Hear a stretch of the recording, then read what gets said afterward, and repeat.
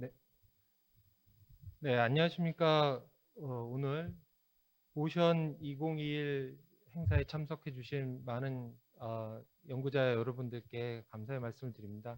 사실 코로나의 여파로 저희가 그동안은 상당히 큰 행사로 개최를 했었는데 올해는 아직까지 정부의 방역 대책의 일환으로 이 행사가 진행되기 때문에 온오프라인을 믹스해 가지고 하는 그 행사로 진행이 됨을 미리 안내 말씀드립니다.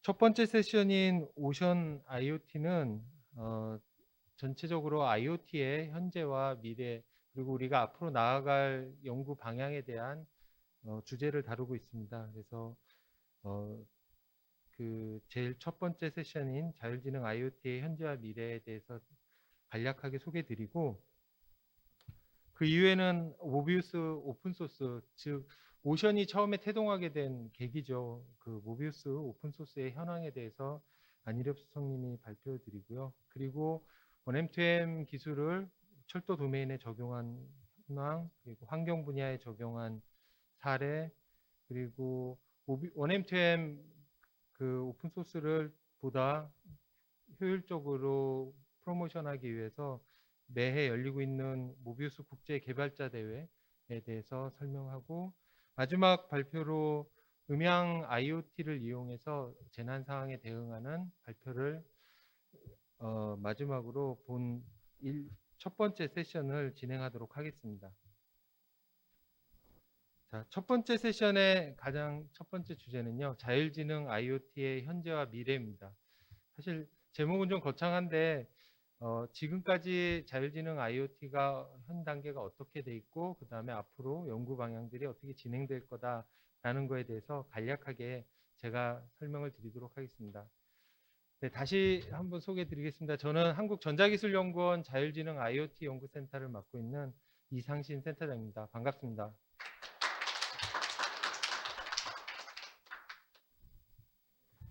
자, 자율지능 IoT의 제일 중요한 핵심 키워드는 자율이라는 용어입니다. 자율이라는 용어는 요즘 뭐 오징어 게임이든 다양한 매체를 통해서 복고에 대한 이야기들이 많이 나오고 있는데요. 여러분들은 자율에 대한 하면 떠오르는 게 무엇이 있을까요? 이게 어떻게 보면 요즘 유행하는 아재 판별법일 수도 있는데 자율하면 요즘 제일 많이 떠오르는 게 왼쪽에 보이는 자율주행 자동차일 겁니다. 아무래도 요즘 제일 핫한 키워드고요. 그 다음에 한 번에 화면에 다 나와가지고 제가 좀 당황은 됐는데 오른쪽에 있는 게 자율학습이죠.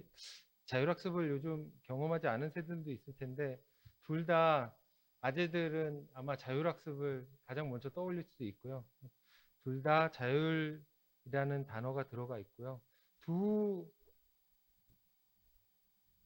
사진에서 나타나는 내용이 가지고 있는 공통점은 스스로 하기 어렵다는 겁니다. 자율주행 운전도 스스로 하기 생각보다 어렵고 자율학습 아마 제가 느끼기로는 자율주행 자동차보다 더 어려운 미션일 것 같고요.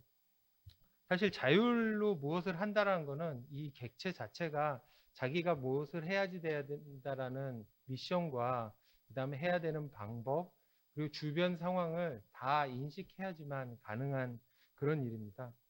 그래서 상당히 어려운 주제고 그리고 이 주제를 발전시키기 위해서는 디바이스 또는 네트워크, 그다음 주변의 환경, 인공지능과 같은 아주 많은 기반 기술들이 필요한 상황이고요.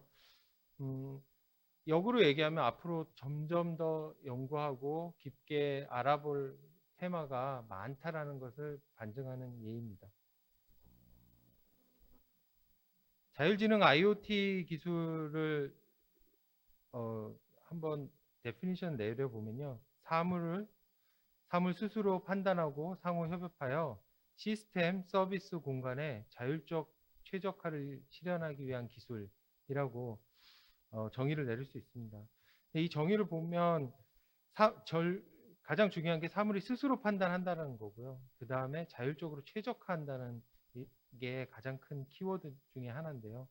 이 사물이 무언가를 스스로 판단하고 최적화하기 위해서는 사물의 지능도가 상당히 높아져야 됩니다. 사물의 지능도, 그 사물의 지능도를 높이기 위해서는 엣지의 IoT 플랫폼이 갖고 있는 지능형 기술들이 필요하고요. 온디바이스 지능 기술, 그 다음에 이런 것들이 그냥 혼자 이루어질 수는 없기 때문에 주변의 디바이스들과 커뮤니케이션 해야 되고 또 서버와 커뮤니케이션 해야 되기 때문에 끊임없는 고품질의 통신 기술들이 필요합니다. 그리고 그 다음에는 디바이스에서 나온 정보들을 적절히 잘 수집하기 위한 IoT 플랫폼 기술이 필요합니다. 이 플랫폼에는 예전의 기술과 좀 다르게 상호 연동할 수 있는 표준 기술들이 필요합니다. 이 표준 기술을 통해서 예전에는 각각의 디바이스나 각각의 시스템들이 사일로 형태로 존재하면서 생겼던 여러 가지 문제들이 있었는데 이것들을 단일 플랫폼 또는 거대한 플랫폼을 통해서 상호 연동할 수 있는 환경이 만들어집니다. 세 번째는 IoT 데이터 및 지능 기술인데 이 기술에는 기존의 IoT 기술들은 디바이스에서 나오는 정보들만들을 많이 활용을 했습니다. 하지만 지금은 디바이스가 보다 지능화되고 또 주변을 인식함으로써 다른 정보들, 예를 들어서 제가 센서인데 주변의 다른 센서들의 정보들도 활용할 수 있고 꼭 센서가 아니라 사회 현상이라든지 이런 것들을 활용할 수 있는 다양한 정보의 차원이 늘어나는 기술적 변화를 보이고 있습니다. 이 기술적 변화의 가장 중심이 데이터 허브 플랫폼이고요. 허브 플랫폼을 통해 센싱되는 센서 정보뿐만 아니라 사회 전반에서 수집되는 다양한 정보들을 융합해서 응용 서비스들을 제공할 수 있게 됩니다. 그리고 네 번째는 어쨌든 기술이 사회에 파급을 주고 그다음에 사회에 적용이 되려면 당연히 필요한 게 융합 서비스 기술입니다. 자율지능 융합 서비스 기술들이 이제 점차 사회에 조금씩 적용이 되고 있고요. 저희가 우리나라에서 많이 이제 적용되는 부분이 스마트 시티, 그다음에 스마트 조선이나 해양, 그리고 무인 이동체 분야에 지금 현재 자율지능 IoT 기술들이 많이 확산되고 있습니다. 네. 자율지능 디바이스 관점에서 보면요. 자율지능 IoT의 디바이스는 원래 1988년 유비쿼터스 컴퓨팅을 주창한 미국의 제록스 팔로알토에 있던 마크 와이저가 주장을 했죠. WSN이라는 와이어리스 센서 네트워크에서 그 기원을 좀 찾을 수 있습니다. 추후에 2000년 가까이 돼서 1999년에 인터넷 오브 띵이라는 케빈 에스터넌이 논문에서 발표한 내용들과 같이 WSN이 IoT로 확장을 하였고요. 이 확장하는 과정에서 각각의 디바이스들이 보다 더 연결형에 가깝게, 그리고 예전에는 사일로 형태의 해당 플랫폼에만 데이터를 전달하던 걸 모든 플랫폼들과 연결해서 다양하게 적용될 수 있는 이런 형태로 발전을 하고 있습니다.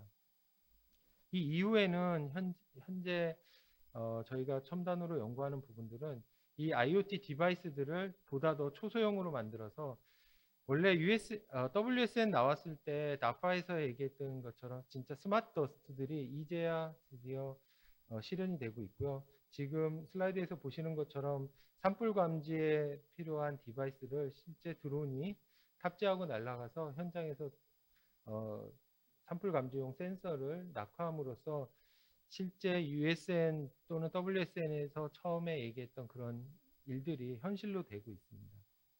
그리고 아까 보여드렸듯이 자율주행 자동차와 같은 이러한 일들이 만들어지고 있고요. 오른쪽에 있는 그림은 드론인데요. 이 드론들이 예전에는 그 조종하시는 분이 밑에서 이렇게 잘 조종해서 이런 걸 만들었었는데 지금의 기술로는 컴퓨터가 또는 프로그램이 또는 드론 스스로가 자기한테 부여받은 미션을 수행하여 자율적으로 이동하는 이런 환경들이 지금 이루어지고 있습니다.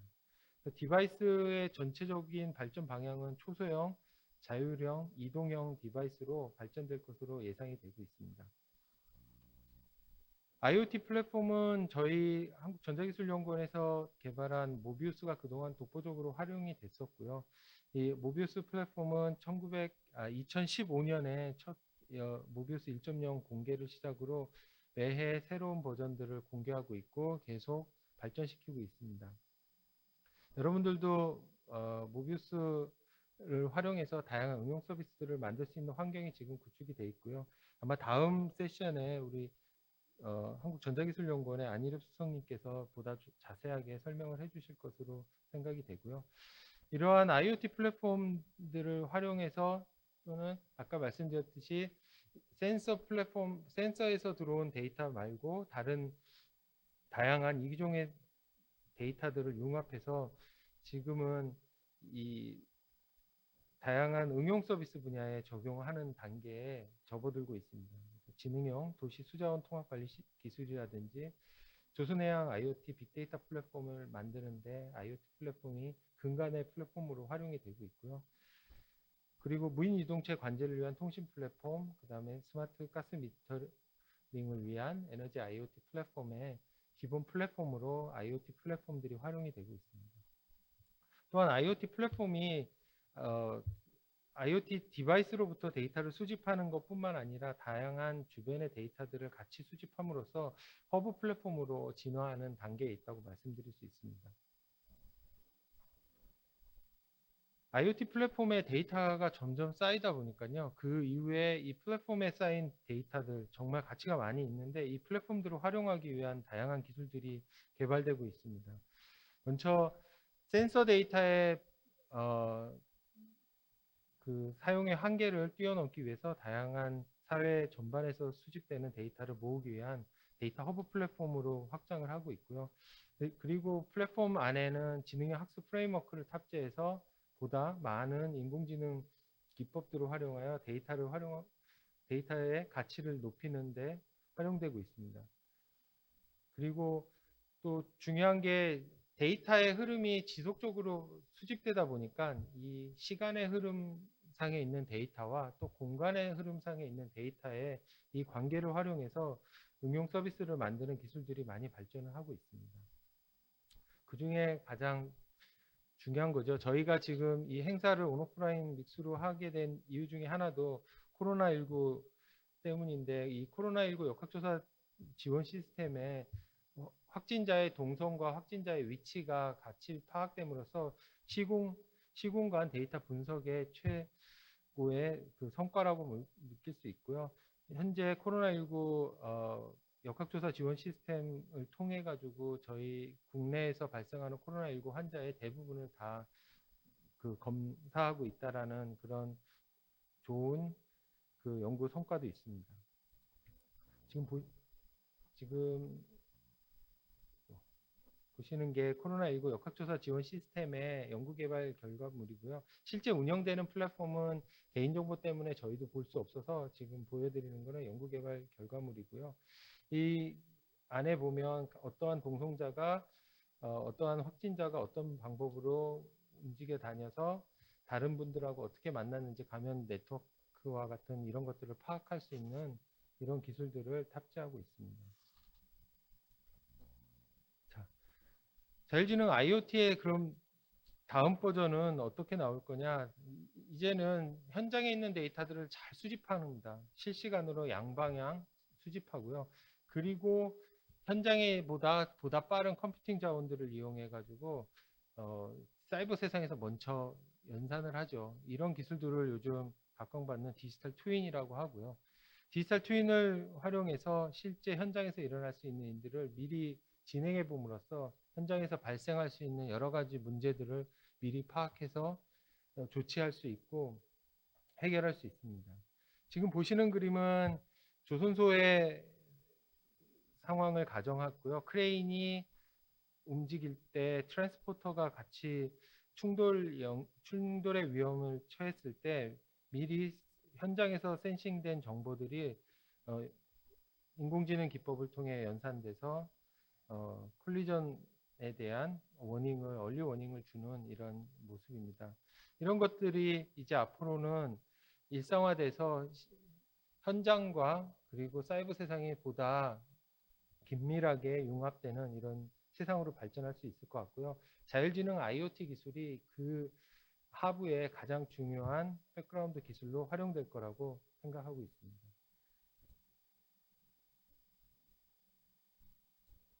자, 지금 보시는 것처럼 자율지능 IoT 기술은 기존의 USN, WSN에서 시작해서 저희가 센서 중심의 IoT 기술 그리고 보다 사회 전반에서 수집되는 다양한 정보들과 융합하고 또 AI 기술과 융합해서 점차 발전하고 있습니다. 아마 저도 좀 궁금한 게 이 기술의 과연 끝은 어딜까라고 생각이 되는데 지속적으로 여러분들과 커뮤니케이션 하면서 저희 연구 결과물들을 같이 공유하는 그런 장들이 계속 이루어졌으면 좋겠습니다. 네, 이상 첫 번째 세션의 첫 번째 발표를 마치고요. 두 번째 발표는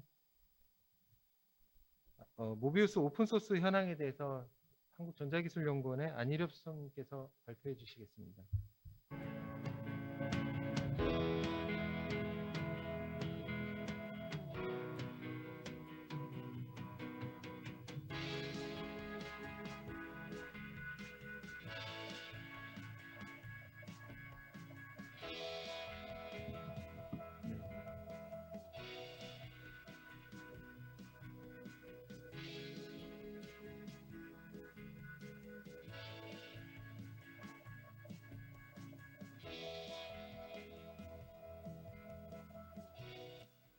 네. 안녕하세요. 한국전자기술연구원의 안일엽 수석입니다. 네, 저는 이제 모비우스 현황에 대해서 좀 말씀드리려고 하는데요. 이게 저희가 이제 매년 오션 서밋이라는 이름으로 매년 그 행사를 진행해 왔는데 오늘이 아마 올해가 2021이니까 한 4회, 5회 이 정도 되는 것 같습니다. 저희가 2015년 1월경, 2014년 12월경에 이제 모비우스 처음 공개를 하면서 이제 오션이라는 것을 발족을 했고 오션을 통해서 오픈 소스들을 공개를 해오고 있는데요. 지금이 거의 6년 정도 되었으니까 아마 이제 좀 모비우스가 안정기에 좀 접어들었다 보고 있습니다. 그래서 저희가 이 행사를 준비하면서 모비우스에 대한 어떤 얘기를 해야 될까 참 고민이 많았습니다. 그러니까 어떤 피처나 이런 것들이 지속적으로 업데이트는 되고 있는데 딱히 뭔가 예전처럼 뭐 1.0, 2.0, 3.0 형태의 어떤 커다란 변화가 있는 거가 아니어서 그러면 이번에 이제 이제 발표 준비를 하면서 그럼 현재 히스토리를 좀 돌아보고 간단하게 이제 모비우스의 어떤 점이 바뀌었고 그다음에 앞으로 어떻게 나아갈 건지에 대한 내용을 좀 담아서 제가 설명을 좀 준비를 좀 했고 거기에 대해서 좀 발표를 진행하도록 하겠습니다.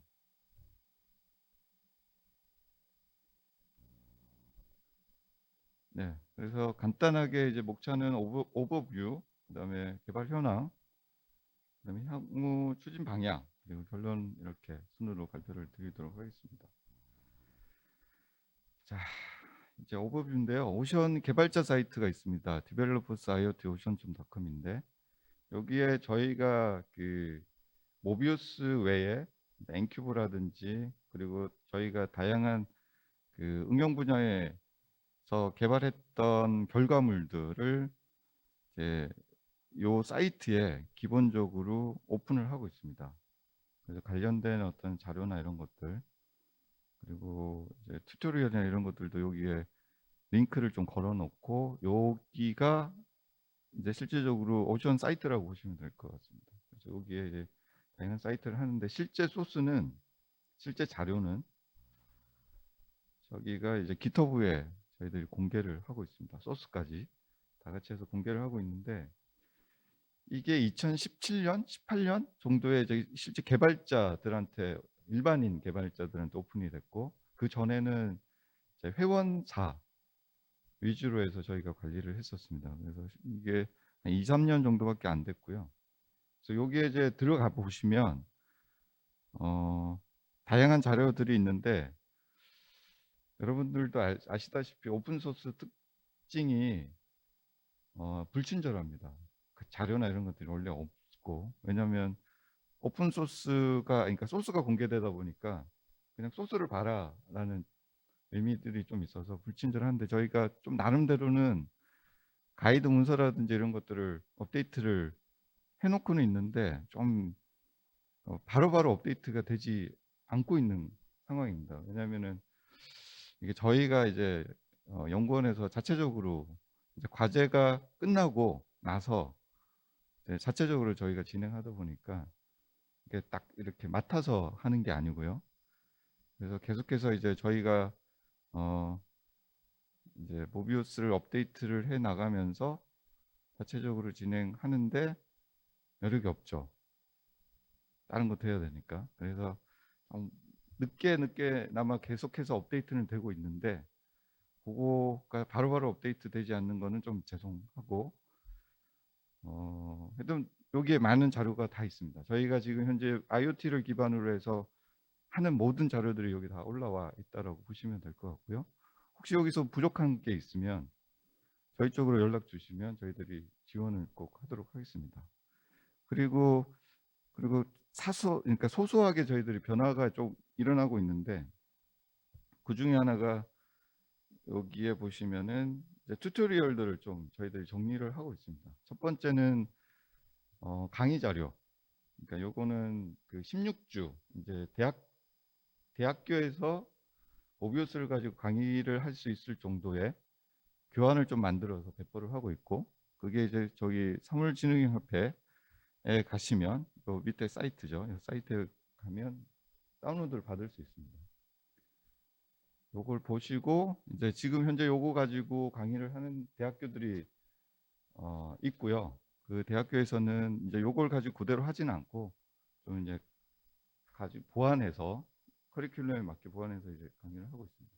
두 번째는 저희가 원엠템과 좀 그 엣지죠. 엣지랑 협업을 해서 튜토리얼들을 좀 만들었습니다. 여기에는 기존에 저희가 강의해서 했던 거 외에 저희가 추가적으로 이제 뭔가 어플리케이션이나 이런 것들을 좀 예시를 좀 들어가면서 튜토리얼 영상들을 좀 개발을 했습니다. 그래서 영어 버전하고 한국어 버전 두 개로 해서 유튜브에 공개를 했으니까, 혹시 요 자료를 바탕으로 하시고 거기에 필요한 튜토리얼들은 여기에 있으니까 참조해서 이 오션에 들어가 있는 자료들을 활용해서 현업에 있는 다양한 어플리케이션에 적용해서 해볼 수 있는 기회가 될 것으로 보고 있습니다.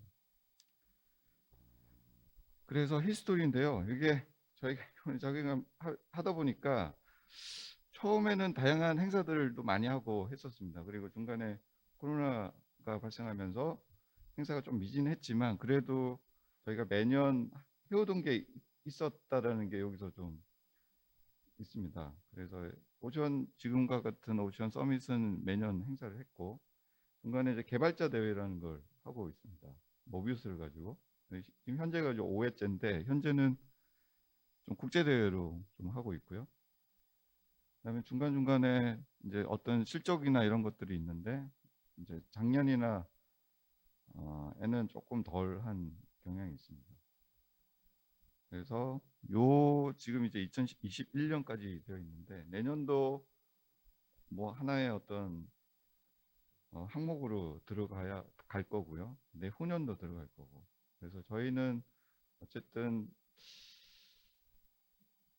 제가 여기 있고 제 후배들이 계속 여기에서 있는 한 아마 오션은 계속 지속적으로 업데이트되고 관리될 거고, 오픈 소스도 아마 계속해서 관리가 될 것으로 얘기하고 있습니다. 지금까지 그러니까 정부 과제 결과물로 2015년을 끝났는데 6년까지 아직까지도 이렇게 업데이트되고 지속적으로 관리된 사례는 모비우스가 처음이자 마지막은 아닐 것 같고요. 처음입니다. 처음. 그래서 앞으로 10년, 20년 계속해서 업데이트되고, 지금 현재 이제 대학교 학생들이 이걸 가지고 교육을 받고 이거 가지고 이제 IoT에 대한 개념을 얻고 그걸 가지고 이제 현업에서 하다 보면 좀 더 이게 하나의 베이스가 되지 않을까 지금 저희가 보고 있습니다. 그래서 모비우스 개발 현황인데요. 여기서는 저희가 이제 그 여러 개가 좀 몇 개 있는데 그 중에 하나를 좀 뽑아가지고 좀 설명을 드리고요. 그래서 레파지토리에 보시면 이렇게 되어 있습니다. 이렇게 이제 인증 받았고 받은 소스가 이렇게 되어 있다. 예. 레파지토리 가시면 이제 다양한 걸 볼 수 있는데 이제 개발자 대회도 이제 5회째가 되고 있고 국제 대회로 진행하고 있고 온라인으로 하고 있습니다. 코로나니까. 그래서 국내 8팀이 되어 있고 국외는 19팀이 지금 현재 참여해서 진행 중에 있습니다. 그래서 11월 17일에 평가를 해서 최종 시상을 할 계획에 있습니다. 자, 그럼 U 피처는 뭐냐? 모비우스에 현재 뭐 간단하게 업데이트된 내용들이 있는데 가장 좀 크게 바뀌었다고 하는 부분이 SDT입니다.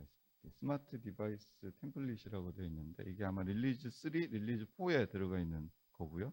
그걸 가져다가 저희가 미리 구현을 해서 지금 업데이트를 이제 내부적으로 진행했고 이걸 가지고 업데이트를 해서 이제 공개를 할 예정인데요. 이제 저희가 지금 보고 있는 게 직비입니다. 직비 인터워킹. 모비우스 쪽의 가장 큰 문제가 디바이스가 상용화된 게 없다는 게 가장 큰 문제입니다. 그러니까 원M2M용으로 디바이스가 없어서 저희가 그러면 기존에 있는 것들 중에 직비 디바이스가 있으니 이거 가지고 인터워킹을 하는 거를 표준에 담고 그거를 한번 구현해 보자라고 해서 진행을 한 거고요. 그러면 여기 보시면은 여기 상용 거고요. 상용 제품을 가져다가 여기 이제 그 직비 게이트웨이를 연동을 시켜서 원M2M이랑 연동하는 겁니다. 그럼 이렇게 되면 저희가 초창기 때 IoT를 시작할 때 했었던 그 그림이 있었는데 그 그림이 뭐냐면 마트에서 디바이스를 사서 내 집에 설치를 하고 그걸 이제 내가 원하는 저 플랫폼이죠. 플랫폼에 연동을 해서 어떤 서비스를 내가 만들어서 한다라는 그림이 있었는데 그게 요 리소스가 만들어지면 그게 가능하겠다라고 생각을 하고 있습니다. 물론 직비 외에 뭐 웨이브 디바이스나 이런 것들도 당연히 연동이 가능하고요. 그걸 위한 표준적인 입장에서의 리소스가 만들어졌다로 보시면 될 것 같습니다. 네, 요 뭐 세부적인 리소스 내용은 그냥 얘기가 길어지니까 이건 생략하고 그래서 이 SDT라는 걸 이용해서 원M2M과 직비를 인터워킹하는 리소스를 만들어서 했다. 그거에 대한 게 이제 모비우스에 포함이 될 거고 이렇게 넷 후에는 내가 직비 디바이스를 사서 연동해서 그 데이터를 확인하고 제어하고가 가능하다가 될 것 같습니다. 그 다음에는 이제 노드레드입니다. 노드레드인데 기존에 다양한 어플리케이션이 있었고요. 작년에 이제 모비우스 3.0, 재작년이군요. 그때 저희가 이제 어플리케이션 위주로 온라인 플랫폼 같은 것들 이제 공개를 했었는데 그게 좀 제한적인 게 좀 있었죠. 그래서 저희가 이제 노드레드라는 오픈소스와 연동되는 것들을 좀 만들어 보고 그거에 대한 이제 튜토리얼이나 어플리케이션들을 좀 제공하고 있습니다. 요거는 이제 노드레드는 이제 일종의 이제 그 컴포넌트 개념으로 이제 연결 시켜주는 그 다음에 연결되는 중간에 어떤 로직을 담아서 어떤 룰을 자기가 만들어서 그 뒷단에 이제 어떤 이제 뭔가 데이터를 저쪽으로 보낸다거나 파일로 만들다거나 하는 역할을 할 수 있는 일종의 툴인데요. 그거랑 원M2M이랑 그러니까 모비우스랑 연계해서 다양한 어플리케이션들을 만들 수 있다. 첫 번째가 이제 IoT 대시보드 이런 형태도 만들 수 있고요. 두 번째가 머신러닝 트레이닝 셋입니다. 요거는 저희가 이제 향후로 보고 있는 거라고도 볼 수 있는데요. 지금 IoT 쪽으로 데이터가 쌓이는 거는 일종의 비정형화된 데이터고요. 머신러닝 입장에서 보면 쓰레기 데이터입니다. 그냥 완전 로우 데이터니까.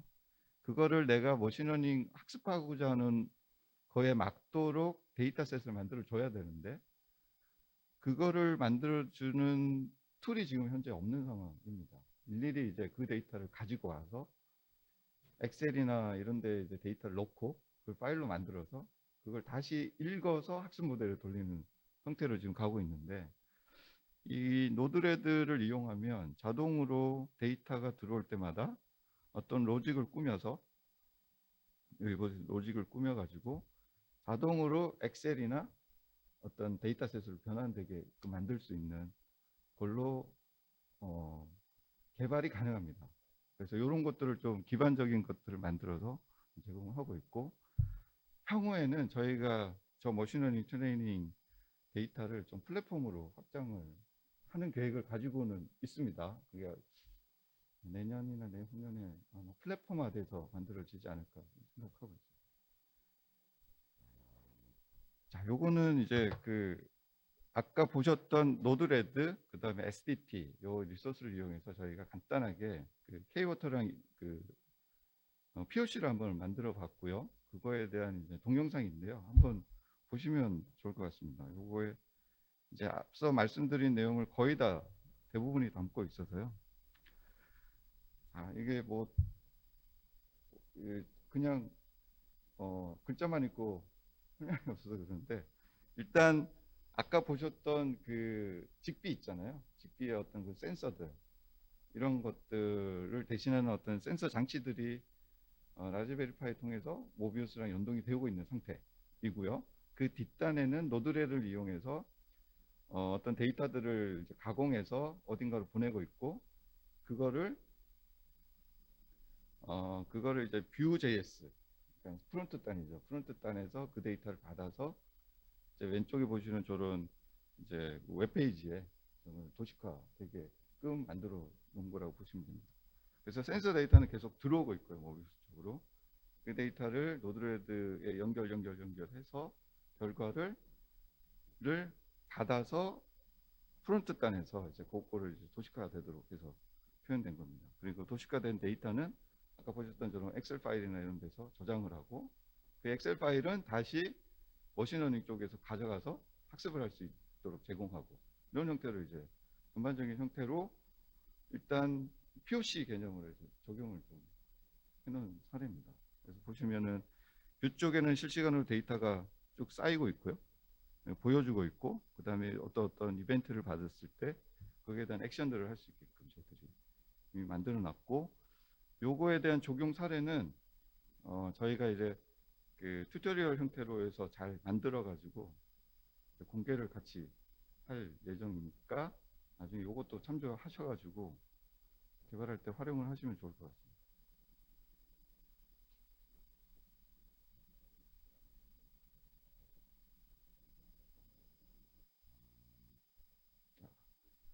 그 다음은 이제 다음 세션에 아마 나올 거긴 한데, IoT 드론입니다.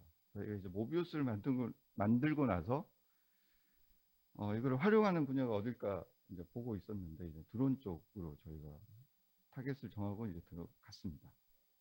그래서 드론의 이제 띵이라는 이름으로 저희가 들어갔는데요. 그러니까 드론을 하나의 띵으로 보고 IoT 드론으로 들어가자 이렇게 된 겁니다. 보시면은 여기 그림을 그렸는데 이게 거의 똑같죠. IoT입니다. 결국에는 요거만 센서로 바뀌면 IoT가 되는 거죠. 그러면 요렇게 만들어 놓고 요 단에서 이제 드론의 상태라든지 드론에 뭔가를 해야 되는 제어라든지 이런 것들을 모비우스를 통해서 이제 제어가 되는 겁니다. 그거에 대해서 이제 적용됐던 사례, 어떤 구조 뭐 이런 것들은 다음 세션에서 이제 설명을 드릴 거고요. 저희는 하여튼 이런 형태로 모비우스가 활용하고 있고, 그리고 지속적으로 여기에서 만들어진 그 데이터와 그 소프트웨어, 여기에 사용했던 소프트웨어는 이런 형태로 이제 공개를 계획하고 있다. 이걸 말씀드립니다. 그래서 현재 이제 IoT 쪽으로 보면 일단은 많이 바뀌었습니다. 사물 인터넷. 2015년, 16년에는 사물 인터넷이 뭐야 이렇게 이제 반문하는 사람들이 많았고, 두 번째는 이제 그게 이제 어느 정점을 찍고 나서는 이제 그냥 보편화가 됐습니다. 그냥 사물 인터넷. 신라는 이름으로 다 통용이 되는 거고, 그 통용이 되는 목적은 그냥 인프라로 개념이 들어갔고요. 근데 이제 지금 현재는 이제 많이 지금 내려왔습니다. 왜냐하면 이제 보편화가 됐기 때문에. 지금은 어떤 상태냐면 활용할 수 있는, 어떻게 활용할 거냐에 대한 게 많이 좀 이슈가 되는 형태의 단계라고 보시면 될 것 같습니다.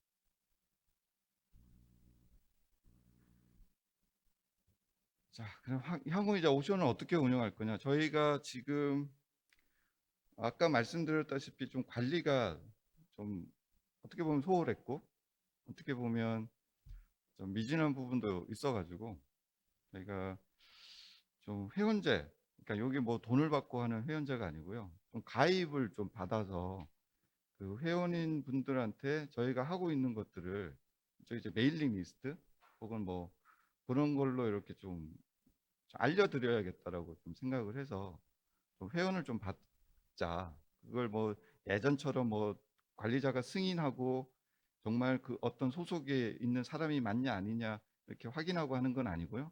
그냥 단순하게 이제 회원 가입하듯이 회원 가입하면 그 정보를 가지고 저희들이 어떤 뭔가 이벤트나 뭐 어떤 그 업데이트되는 상황 혹은 뭐 행사 뭐 이런 것들을 이제 알려주고 뭐 하는 형태로 좀 관리를 하려고 지금 계획을 하고 있습니다. 그리고 마찬가지로 뭐 이제 지속적으로 이제 뭐 오픈소스 관리나 이런 것들은 쭉 할 거고요. 두 번째는 저희가 이제 유튜브 채널을 운영을 할 예정입니다. 한국전자기술연구원에 이제 별도 채널도 있고 거기와 연계해서 저희가 이제 오션을이라는 이름으로 이제 채널들을 좀 해서 지금까지 만들어냈던 텍스트 문서들을 저희가 좀 동영상화로 만들어서 여기 동영상으로 해서 유튜브 채널에 좀 올리려고 계획을 하고 있습니다. 그리고 마지막으로 일종의 저기 프로젝트 랩인데요. 저희가 이제 개발자 대회를 하면 그 개발자 대회 했던 팀들이 있고요. 그 팀에 대한 결과들 이런 것들을 저희 마찬가지 오션에 좀 공개를 할 예정이고, 거기에 썼던 어떤 그 소스나 이런 것들도 같이 모아가지고 여기에 공개할 수 있는 부분은 공개해서 좀 공유해서 활용할 수 있도록 할 거고, 그리고 다양한 이제 저런 오션 프로젝트를 좀 만들어 가지고 대학교나 어떤 특정 기업이나 이렇게 좀 협업을 해서 그 관련된 프로젝트를 홍보도 하고 결과를 좀 공유하고 하는 걸로 저희가 좀 이제 오션을 좀 운영할 계획을 가지고 있습니다.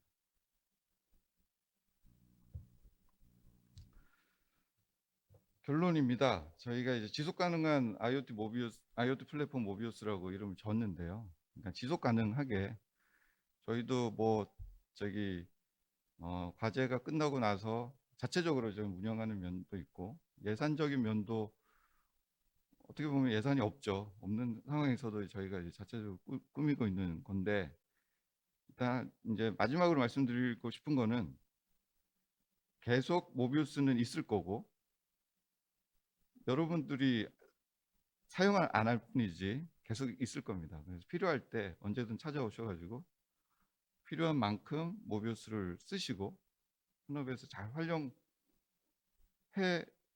쓰면 하는 게 저희들 바람입니다. 그러기 위해서 저희들이 계속 이 자리에 그대로 있을 거고, 가만히 있는 것 같지만 소소하게 계속 업데이트를 해 나가면서 어떤 트렌드에 맞게 조금씩 변화는 계속 할 거고, 그럴 것이니 여러분들도 많이 와서 이제 활용해 주시면 좋겠습니다. 네. 네. 발표는 여기까지 하겠습니다.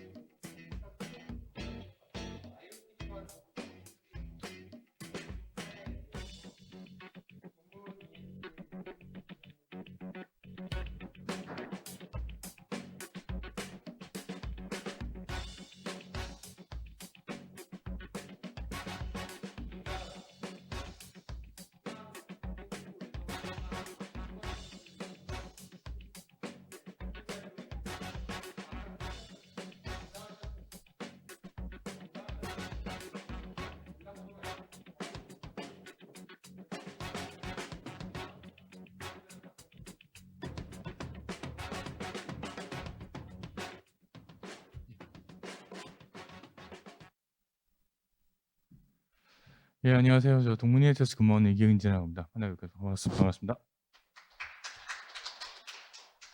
네, 먼저 오늘 이런 자리에서 뭐 이런 내용을 발표할 수 있게 소개할 수 있는 자리를 만들어 주셔서 감사합니다. 일단 제가 오늘 말씀드릴 내용은 녹조, 실시간으로 현장에서 녹조를 측정하는 시스템인데, 저희가 뒤에 말씀드리겠지만 한국전자기술연구원과 과제를 진행을 한 사례와 그리고 과제를 진행하고 있는 좀 두 가지의 사례에 대해서 말씀드릴 수 있도록 하겠습니다. 먼저 발표 순서는 전체적인 녹조 연구 개발에 대한 개요, 그 다음에 전체적인 국내외적인 어떤 연구 동향, 그리고 과제를 진행했던 연구에 대한 목표 및 내용, 그리고 결과, 이런 순서로 해서 말씀드릴 수 있도록 하겠습니다. 먼저 연구 개발 개요입니다. 녹조에 대한 연구는 뒤에도 뭐 국내외 사례에서 말씀을 드리겠지만, 뭐 과거부터 지금까지 계속적으로 추진을 하고 있고, 뭐 아직도 완료가 안 된 부분입니다. 많은 연구 분야들이 그렇지만, 그러니까 실질적으로 녹조라는 게 이제 현장에서 여름철에 수온이 상승을 많이 발생을 하다 보니 측정을 해야 되는데, 살아있는 생명체, 생물에 대해서 측정을 하다 보니까 아무래도 좀 측정하는 방식이나 이런 부분들이 좀 많이 어려운 게 현실입니다. 그리고 실질적으로 국내에서도 녹조 예보제를 진행을 하고 있는데, 환경부에서 진행을 하고 있는데, 이 부분도 현실적인 부분은 녹조 예보제는 현장에 가서 물을 채수를 하고 수질오염 공정지법, 사람이 일일이 계산 측정을 한 다음에 그 결과를 바탕으로 이제 예측 뭐 결과를 하고 경보제를 진행을 하다 보니까 아무래도 현장에서 실시간으로 대응하는 어떤 그런 부분에는 좀 한계가 없지 않아 있을 수도 있다고 보실 수 있겠습니다.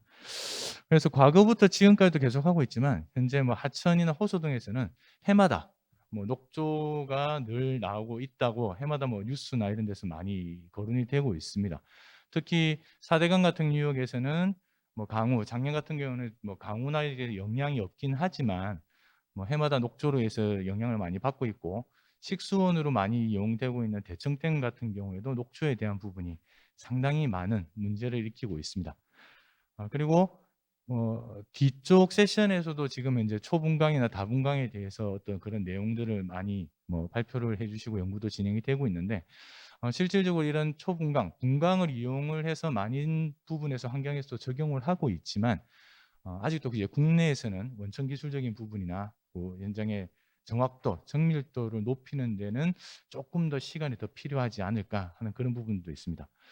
또 다들 잘 아시는, 최근에는 이런 이제 인공신경망을 이용을 해서 뭐 여러 가지를 딥러닝을 통해서 예측을 한다든지 하는 그런 부분들이 같이 진행이 되고 있습니다. 그래서 저희가 과거에 진행했던 내용과 이런 부분들은 이제 저희 기업에서 가지고 있는 이런 수질 센서, 현장에서 측정할 수 있는 센서들과, 그리고 솔직히 이런 민간 기업에서 어떤 플랫폼 전송을 하는 어떤 플랫폼의 이런 단계는 뭐 보유하고 있기는 상당히 어려운 부분이 없지 않아 있었습니다. 그래서 이런 표준화된 플랫폼적인 부분들을 저희가 전자기술연구가 접목을 했고, 그다음에 기타 이제 딥러닝을 할 수 있는 부분들과 같이 연계를 해서 수질 모니터링을 할 수 있는 부분들이 기존의 단편적인 물을 채수를 해서 측정을 하고 하는 그런 부분보다 뭐 최근에 많이 이용되고 있는 IoT, ICT 어떤 이런 부분들하고 접목을 해서 과연 어떻게 할 수 있을까라는 부분으로 접근을 했고, 그 결과에 대해서 말씀을 드리겠습니다. 그래서 아무래도 민간에서 이런 부분 사업을 저희들이 이런 회사에서 진행을 하다 보니 아무래도 기존의 어떤 이런 수질 모니터링, 실시간 모니터링 부분을 조금 더 고도화해서 또 이런 관련 기관에도 제안도 할 수 있고 소개도 할 수 있고 어떤 그런 부분이라고 보실 수 있겠습니다. 먼저 첫 번째 말씀드릴 거는 2019년 이제 혁신 조달 연계 신기술 사업으로 해서 이제 키아트 쪽에서 진행이 되었던 부분입니다. 그래서 과제 제목은 IoT를 활용한 실시간 녹조 모니터링 시스템 개발이었고요. 총 기간은 2019년 4월부터 작년 20년 12월 31일까지 진행이 되었습니다. 그래서 연구 기간은 주관은 저희 회사가 맡았었고, 이제 참여 기관으로 전자기술연구원과 충북대 산학협력단이 같이 해서 진행을 했었습니다. 전체적인 구성을 보시게 되면 IoT 녹조 측정 장치라는 부분과 그다음에 모비우스를 활용하게 된 스마트 녹조 표준 플랫폼, 그리고 플랫폼과 같이 이제 딥러닝 충북대 쪽과 같이 하게 된 스마트 녹조 분석 플랫폼, 이제 세 가지로 형태로 진행이 되었습니다. 그래서 뒤쪽에 세부적으로 다시 말씀드리겠지만, 현장의 이런 호소나 댐 등에서는 IoT를 직접 녹조로 측정할 수 있는 부력제 폰툰과 이런 RTU 기술 센서들이 같이 연동이 됐고, 실시간으로 전송된 자료는 모비우스에 축적이 되어서 이제 표출되는 시스템으로 연계가 되었던 부분입니다.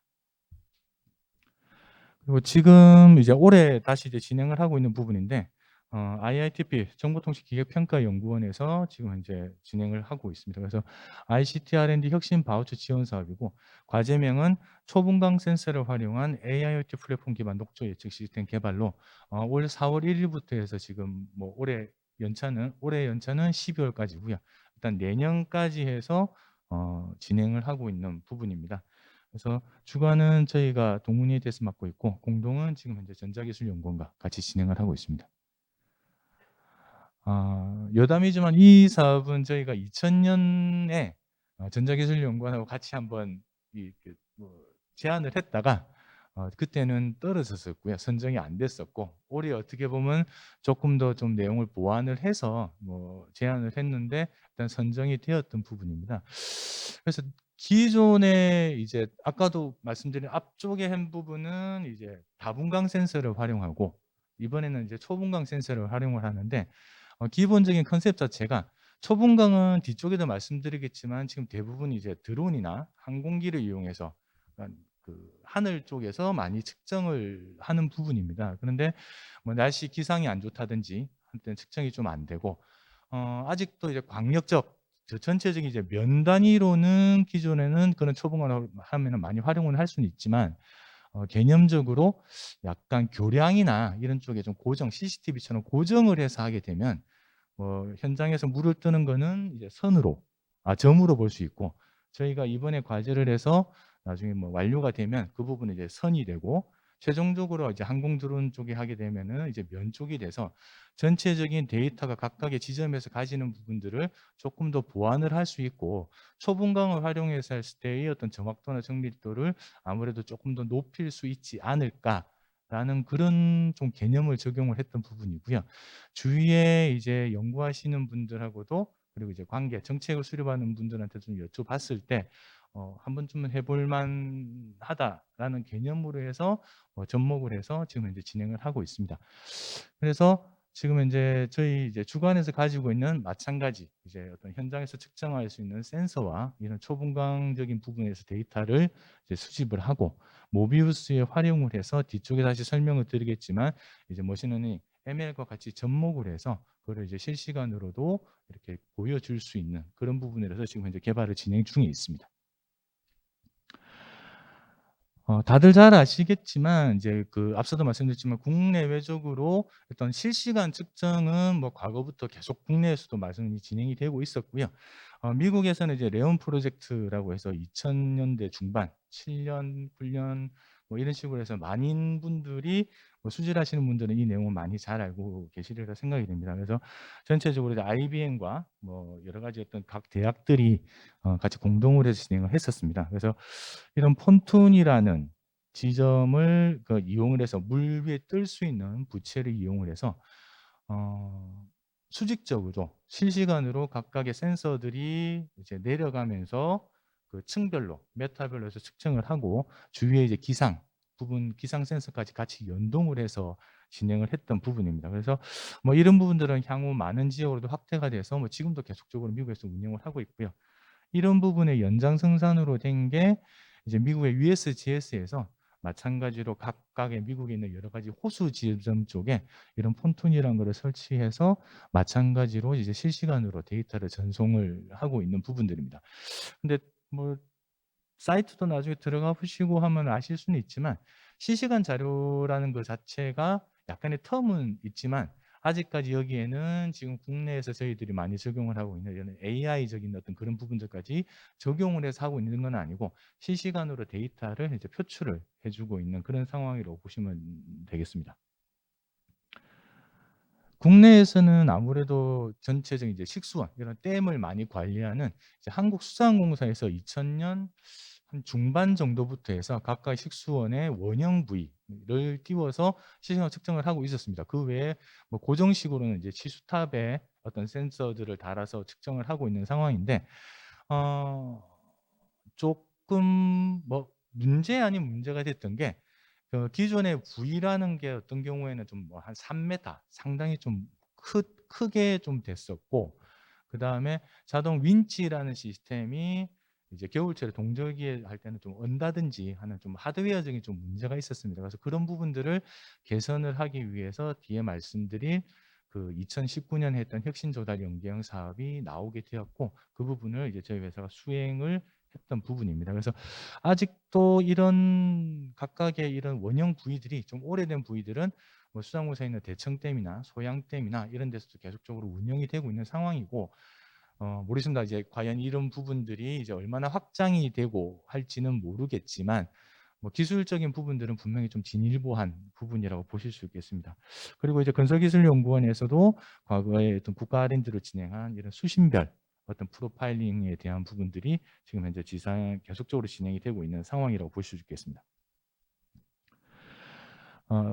초분강을 활용한 거는 뭐 일단은 뭐 해외에서 일단 제일 많이들 계속적으로 활용을 하고도 있고요. 국내에서, 그러니까 미국에서 이제 한 노아나 이런 쪽에서 EPA 등에서 계속적으로 많이 하고, 그다음 위성 어떤 그런 부분도 많이 활용을 하고 있습니다. 그리고 이런 초분강을 활용했던 제일 부분이 이제 한국 애트리에서 이제 과제가 거의 끝난 걸로 알고 있는데, 대청호 유역 쪽에 이런 각 지점 스테이션별로 해서 측정할 수 있는 폰톤 부위를 띄우고 초분강을 이제 국산화해서 개발하는 과제로 진행이 되었고, 지금 아마 완료됐고 기술 이전 이런 부분까지 진행을 하고 있는 걸로 알고 있습니다. 그런데 이렇게 보시는 바와 같이 분광이나 이런 부분들이 항공 쪽이나 드론에는 많이 활용을 하고는 있지만, 실질적으로 데이터에 수분석이 되든 센서에서 나온 거하고 좀 매칭을 시켜서 정확도를 올리는 부분들은 아직도 조금 뭐 제가 알고 있는 짧은 지식 범위 내에서는 좀 많이 부족한 부분이 뭐 현실적인 부분이라고 좀 볼 수 없잖아 있는 것 같습니다. 그래서 뒤쪽에 말씀드린 것처럼 이렇게 교량이나 어떤 그런 구조, 뭐 CCTV처럼 고정식으로 해서 어떤 이런 분광적인 부분들을 또 측정을 해서 설치를 해서 운영을 하게 되면 분명히 항공 드론에 대한 정확도나 정밀도나 이런 부분도 충분히 올릴 수 있는 그런 부분으로 있어서 뭐 이런 과제들을 현재 지금 저희들도 진행을 하고 있습니다. 표준 플랫폼적인 부분들은 앞서 뭐 안희루 수석께서도 말씀해 주시고 지금 뭐 오픈 소스로 개발이 돼서 뭐 이런 스마트 시티나 다양한 쪽에서는 이용을 하고 있지만, 이제 저는 이제 환경 개척기 쪽에 관련된 이런 민간 회사에 근무를 하고 있는데, 솔직히 각 기관들은 각 기관의 입맛에 맞는 플랫폼들을 서버나 이런 부분들을 많이 활용을 하고 있습니다. 그러니까 실질적으로 이런 표준 플랫폼적인 부분들도 이런 R&D나 과정을 통해서 해당되는 기관이나 정부부처 쪽에도 계속적으로 이야기를 해서 좀 그러니까 중복되는 예산, 그리고 표준화되어 있고 잘 되어 있고 잘 검증이 되어 있는 부분들이 좀 활용이 안 되는 부분들은 뭐 민간에서 저도 이렇게 좀 프로포zal 할 때 보면은 조금 안타까운 부분이 없지 않아 있어서 뭐 지금 만나는 쪽 분들한테는 좀 계속 말씀을 드리고는 있는데, 아무래도 각 기관별로 보시고자 하는 어떤 그런 메인 어떤 프레임이나 UI나 UX가 조금씩은 좀 다르다 보니 아직 뭐 확장이나 이런 부분들이 많이 이루어지진 않지만, 뭐 전체적으로 봤을 때는 이런 표준 플랫폼적인 부분들도 충분히 활용할 수 있는 그런 기회가 조금 더 많아졌으면 좋지 않을까 하는 그런 생각도 하고는 있는 상황입니다. 앞서 말씀드린 것 같이 지금 국내에서는 이미 제일 크게 많이 하고 있는 환경부 쪽에서 전국에 있는 4대강 쪽에 어떤 70개소의 국가 수질 자동 측정망이라는 걸 운영을 하고 있습니다. 여기에는 뭐 녹조를 측정할 수 있는 크로필 센서나 뭐 분석 장비나 여러 가지도 이용을 하고는 있지만, 대부분이 현장에서 물을 채수를 해서 현장에서 이런 측정소 내부에서 측정을 합니다. 그러다 보니까 여름철 어떻게 보면은 강우시나 그리고 뭐 조금 온도가 올라갈 때 그 강우 전후의 어떤 그런 녹조에 대한 영향도 봐야 되는데, 최소한의 설비가 여름철에는 비가 많이 올 때는 최소 설비를 운영을 못 합니다. 그러면은 일종의 가동 중단이 되는 거죠. 그러다 보면 실질적으로 중요한 시기에는 데이터가 조금 로스가 생길 수밖에 없는 그런 게 현실적인 부분이기도 합니다. 근데 그런 부분을 좀 대비하고 좀 방어를 하기 위해서 어, 아까도 말씀드린 항공 드론이나 이렇게 띄워서 한다고는 하지만, 그 부분도 뭐 기상이 좋지 않거나 또 지역의 어떤 여건상으로 하게 되면 측정이 못하는 부분이 있어서 그래서 그런 부분들 때문에 앞서 말씀드리고 계속 좀 중복되는 부분이지만 이런 부분에 대해서 약간 고정식으로 설치를 해보면 어떻겠나라고 해서 지금 뒤쪽에 말씀드린 그 IITP 과제에서 지금 진행을 하고 있는 상황입니다. 앞서도 이제 안일흡수께서도 말씀해 주셨지만 지금 현재 수자원공사에서는 일부 이제 수도꼭지 모니터링이라고 해서 정수되는 우리가 먹는 물에 대해서 하는 부분에서는 표준 플랫폼을 일부 적용은 하고는 있습니다. 그런데 앞서 말씀드린 국가 수질 자동 측정망이라는 거는 실시간 수질 정보 시스템을 통해 가지고 뭐 지금 현재 대국민에 공개는 되고는 있지만 이런 부분들도 환경부 쪽에서 필요한 어떤 그런 부분으로 플랫폼을 해서 운영이 되고 있는 상황입니다. 그래서 이제 저희가 민간 쪽이긴 하지만 이런 기존에 있던 이런 센서 수집, 실시간으로 수집하는 데이터에 이제 전자연구원에서 개발한 오픈 소스로 되어 있는 모비우스 플랫폼을 연동을 해서 지금 현재 저희가 조금씩 활용을 하고 있는 상황이고요. 뭐 아직 많지는 않지만 활용을 하고 있는 상황이기 때문에 실시간 자동 모니터링 시스템을 좀 더 고도화하고 하는 부분에 저희도 지금 현재 좀 노력을 하고 있는 그런 상황이라고 보시면 되겠습니다. 개략적으로 말씀드리게 되면 앞서 말씀드린 바와 같이 IoT 녹적 측정 장치라는 부분과 이제 스마트 녹적 플랫폼 이 부분이 이제 그 모비우스를 연동했던 부분입니다. 이제 2020년에 완료됐던 부분이고 지금은 이 플랫폼은 이제 저희 회사로 이제 기술이 이전이 돼서 저희가 뒤쪽에 말씀드린 한강 쪽에 지금 측정하고 있는 그런 데이터들을 저희가 지금 받고 현재 수신을 해서 지금 이용을 하고 있습니다. 뭐 전체적인 과제를 진행했던 내용들인데 이런 이제 기존에 뭐 2.5m, 3m 상당히 큰 플랫폼 자체를 1.5m로 좀 줄여서 저희가 제작을 했고 현장에서 아무래도 방수나 뭐 비에 의해서 어떤 뭐 누수가 되든 하는 그런 부분을 방지하기 위해서 저거를 검증할 수 있는 부산에 있는 기관에서 거꾸로 뒤집어서 뭐 수밀 시험 이런 부분도 다 하고 진행을 했었습니다. 그리고 전체적인 결과물로는 이런 형태가 진행이 됐고 뭐 지금 현재 운영이 되고 있습니다. 그리고 초본관 같은 경우에도 앞서 말씀드렸듯이 고정식으로 하는데 기존에 앞서 진행했던 IoT 플랫폼 같은 경우에는 대부분의 어떤 이런 데이터 수집과 전송하는 그런 부분까지 되어 있는데 지금 이번에 저희가 AIoT 부분으로 해서 ML, 머신러닝을 하는 기법을 같이 접목을 시켜서 단기 예측을 할 수 있는 부분도 조금 같이 진행을 하고 있는 상황입니다.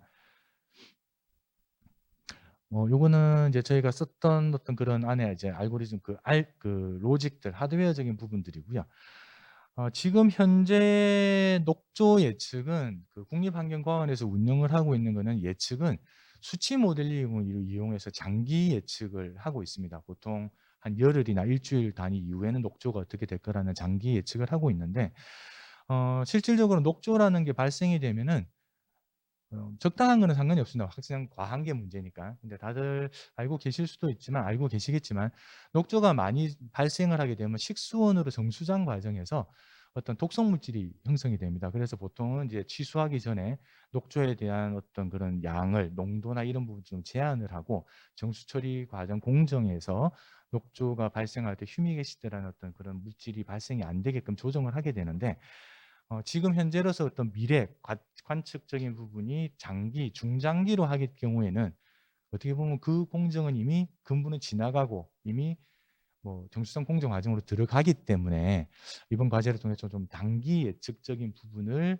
하게 되면은 어느 정도 좀 도움이 될 수 있지 않을까라고 해서 담당하시는 뭐 연구사님들한테 한번 여쭤보고 했을 때 저희가 목표로 하는 거는 뒤쪽에 말씀드리겠지만 1시간 정도의 좀 단기 예측을 하는 걸로 지금 현재 ML을 돌리고 지금 현재 구상을 하려고 하고 있습니다. 그럴 경우에는 아무래도 실시간이라는 IoT의 가장 큰 장점은 많은 데이터를 빠른 시간 내에 취득을 할 수 있는 부분인데 아직도 환경적인 측면에서 볼 때는 좀 정확하게 맞다 안 맞다 부분들을 좀 많이들 좀 그렇게 좀 많이 말씀을 하시고 있는 부분입니다. 근데 센서에 대한 부분들은 이렇게 경보나 대형적인 부분들에 대해서 충분히 할 수 있기 때문에 그런 부분을 좀 중점적으로 해서 저희가 이런 과제를 진행을 하고 있는 상황입니다.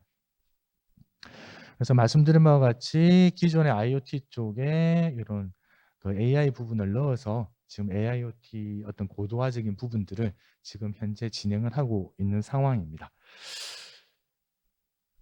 그리고 어떤 대시보드나 이런 부분들은 어차피 뭐 UI나 UX를 현장에 맞게끔 이제 꾸미는 부분인데 지금은 이게 뭐 저희가 아직 진행 단계라서 근데 현행 앞서 말씀드린 녹조 예부제라는 거는 평상시와 주의 관심 경계 심각 어떤 뭐 조류 대발생 이런 단계로 나누고 있기 때문에 거기에서 좀 간단하게 시각적으로 뭐 보실 수 있게끔 그렇게 해서 지금 현재 진행을 하려고 하고 있는 상황입니다. 2020년 작년에 마무리된 부분들은 이게 뭐 저희 기업적인 부분에서 상당히 좀 큰 성과라고 볼 수도 있습니다. 그래서 최종 평가를 받을 때 일단은 뭐 우수 평가를 받았고요. 이 부분을 바탕으로 해서 연구개발 혁신 제품이라는 지정, 패스트트랙 1을 지정을 하고 신청할 수 있는 혁신성도 인정을 받아서 저희가 이제 혁신 제품 기업 쪽에서는 이제 이렇게 혁신 제품 그 녹조 측정 장치라는 어떤 모델을 4가지로 분류를 해서 혁신 제품을 지정을 받았습니다. 뭐 이런 부분들은 저희 기업 입장에서는 이게 그, 그 입찰을 통하지 않고 그 수익 계약을 할 수 있는 조건이기 때문에 상당히 큰 성과라고 볼 수 있겠습니다. 그래서 이러한 부분에 대해서는 2000년 말에 마침 또 이제 수자항공사에서 앞서 보여드린 기존의 원형 부위를 좀 개선하고 새로 설치하는 부분이 있었는데 과제가 종료되기 전에 일부 이제 다분광 센서 이런 부분은 제외를 하고 이런 식으로 해서 총 3군데에 설치가 됐었고 지금 이제 요거는 이제 올해 이제 한강에 있는 팔당 쪽에 지금 설치를 해서 지금도 운영을 하고 있습니다. 뭐 이 부분은 아직까지 수요기관 쪽에 이런 자산을 취득할 수 있는 부분이 조금 예산이 좀 적었기 때문에 저희가 가지고 있는 부분에서 렌탈을 해서 지금 현재 운영을 계속적으로 하고 있고 내년까지도 뭐 지속적으로 운영할 계획으로 있습니다. 그래서 아무래도 이런 전체적인 IoT 실시간이라는 게 뭐 용어의 차이일 수는 있지만 현장에서 어떤 댐이라는 걸 관리를 할 때는 수신별의 수질에 따라서 표층만 아니고 수신별에 따른 측정도 상당히 좀 중요합니다. 뭐 여름철에 같은 경우에도 녹조 같은 경우에도 밤이 되면 밑으로 내려가기 때문에 그런 부분을 하기 때문에 아무래도 전체적인 댐 수질 관리를 하는 부분에서는 상당히 좀 좋은 부분이라고 생각이 되고요. 뭐 그런 결과를 바탕으로 저희도 모비우스 플랫폼을 저희 회사에서 지금 설치해서 서버에 설치해서 운영을 하고 있는데 계속적으로 확장을 하고 조금 더 확장할 수 있도록 저희도 노력을 하도록 하겠습니다. 네, 초분강은 아직까지 진행 중이라서 이 부분은 다음에 기회가 되면 좀 완료된 후에 다시 말씀드릴 수 있도록 하겠습니다. 네, 감사합니다.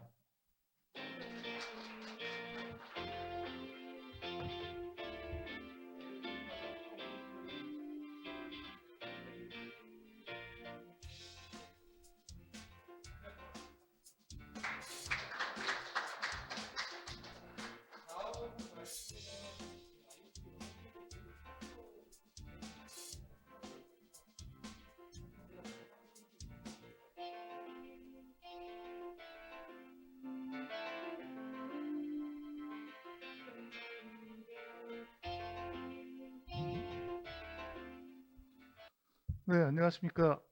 저는 한성대학교의 한민기 교수라고 합니다. 반갑습니다. 네, 먼저 제가 조금 늦어서 앞게 먼저 이 부탁을 드려서 진행이 된 거 죄송한 말씀 드립니다.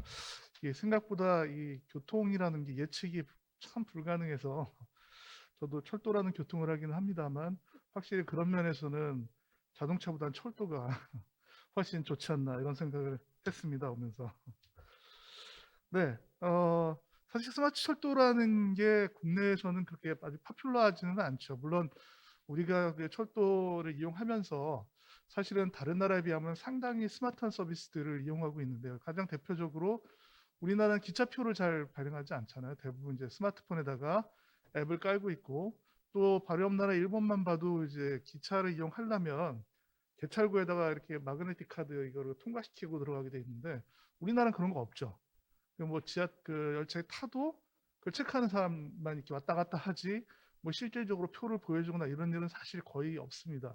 그만큼 우리나라는 어떻게 보면은 우리 생활에 스마트한 서비스들이 많이 녹아 있다고 들 수가 있는데요. 근데 그건 이제 철도를 이용하는 승객의 측면이고 사실은 철도를 실제로 운영하는 인프라 측면에서는 아직은 유럽이라든가 이런 철도 선진국에 많이 미치지 못하고 있는 상황입니다. 그래서 우리나라 같은 경우는 그런 그 인프라 쪽에 사실은 유럽이나 이런 데보다 좀 뒤졌던 부분을 최근 들어서 이제 갑자기 확 뒤집고 있는 상황이에요. 예를 들어서 지금 이제 좀 이따 얘기가 나오겠지만 우리나라에서 진행하고 있는 LTER, 그러니까 LTE 기술 기반으로 철도 통신망을 까는데, 그 철도 통신망이라는 게 단순히 뭐 기관사 간의 통신이 아니라 어떤 철도 내 디바이스라든가 아니면은 또 실질적으로 철도를 자동제한다든가 열차를 자동제한다든가 뭐 그런 방향으로 나아가고 있고요. 그래서 그런 측면에서의 어떤 표준화 부분을 오늘 한번 말씀드리고자 합니다. 먼저 그 스마트 철도 표준화는 국내의 TTA의 PG905, 그러니까 이 PG905가 그 스마트 교통 관련된 PG거든요. 그러니까 ITS라든가 또는 자율주행 차량이라든가 또는 스마트 철도 이런 부분을 커버하는 그룹이고요. 해외에서는 이 UIC라는 단체가 나옵니다. 이 UIC라는 단체는 이게 불어예요. UIC가 유니언 뭐 인터내셔널 뭐 어쩌고 나오는데 정확히 말하면 이제 인터내셔널 유니언 오브 레일웨이즈, 영어로 표현하면 그렇게 되는데요. 여기 UIC라는 데는 사실 어떻게 보면은 이동통신 분야에서는 GSMA 같은, 그러니까 그런 철도 사업을 하는 그 주체들이 모여서 이렇게 만드는 단체입니다.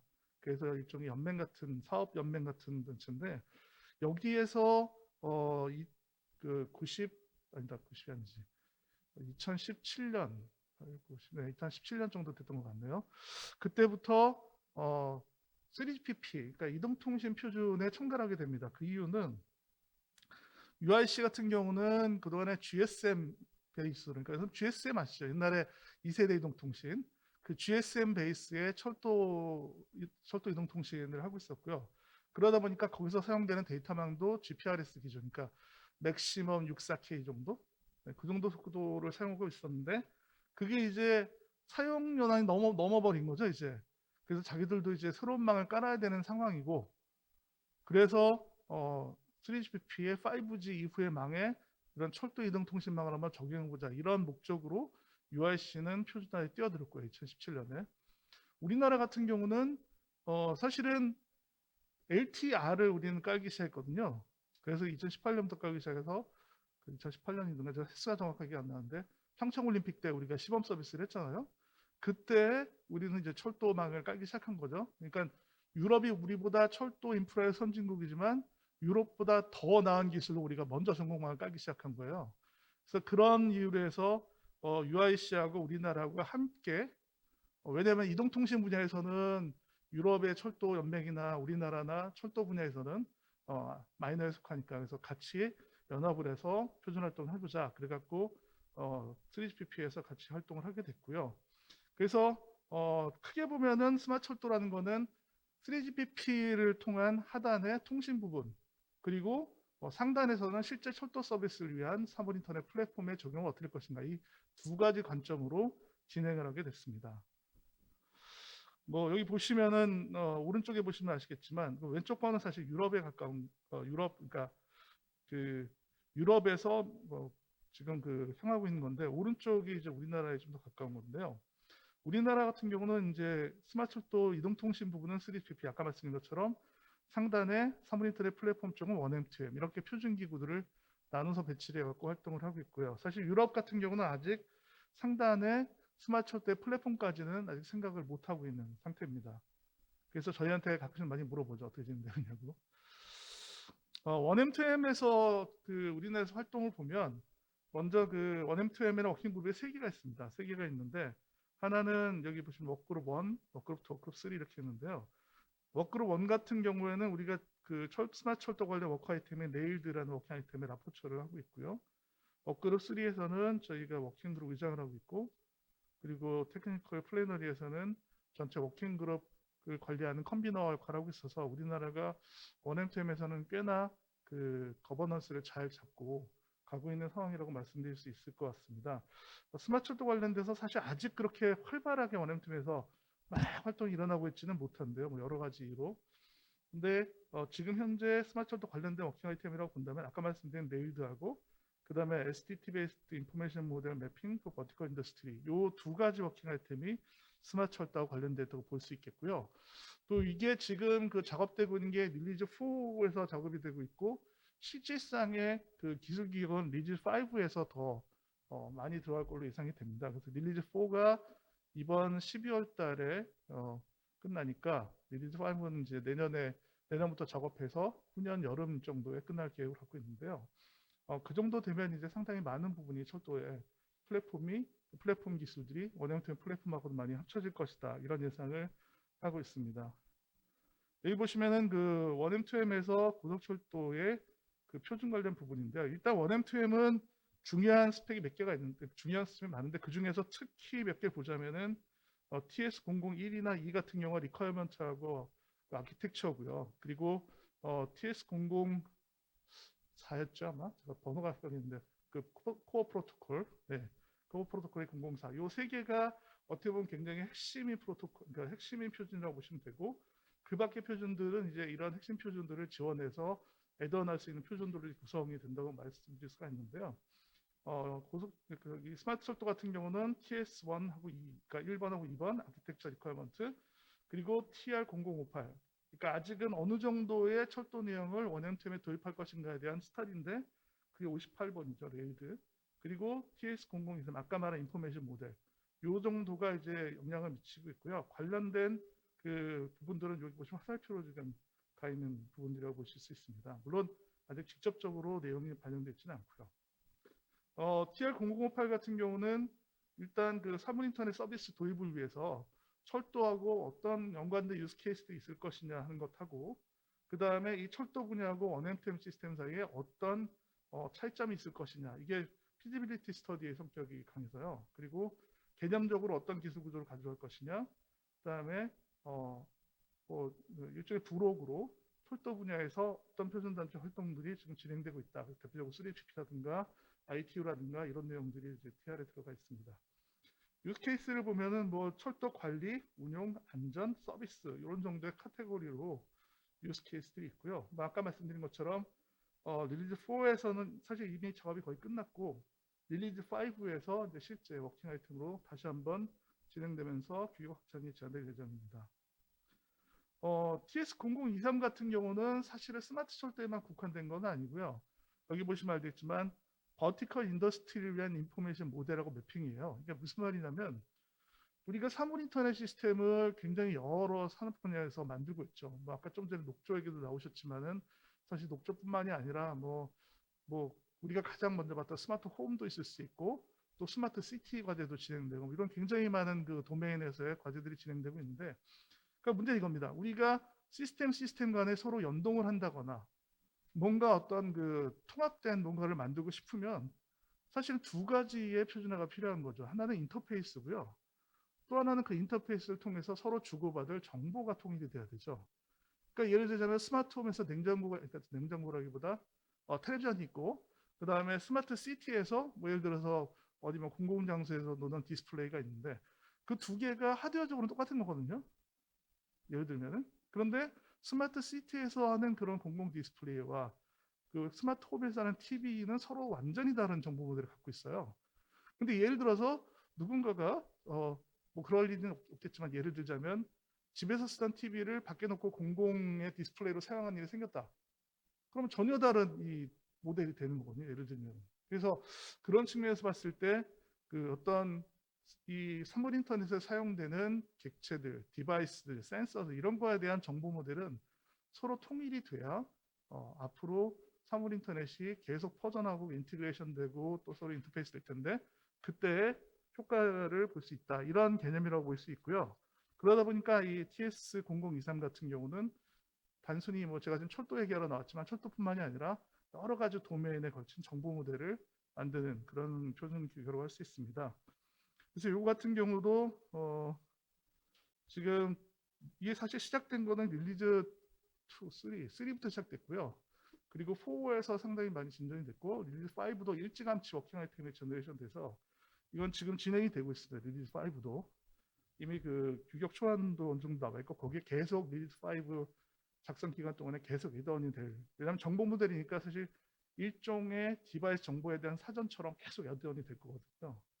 그럼 진행이 되고 있고요. 그래서 리니지 4에도 당연히 이제 애드온 될 것 같습니다. 이게 TS0023의 정보 모델을 만드는 방법인데, 일단 도메인이 최상위 클래스도 있고 그 밑에 이제 프로덕트라든가 디바이스라든가 서브 디바이스라든가 이런 식의 클래스로 이렇게 정의가 되고요. 그 밑에 모듈이라든가 프로퍼티, 모듈 아래 또 프로퍼티라든가 또 그 밑에 액션이라든가 데이터 포인트라든가 이런 식으로 해갖고 하나의 그 디바이스가 완전하게 어떤 기능과 어떤 특성을 가지고 있는지를 정보 모델에서 정의할 수 있도록 되어 있습니다.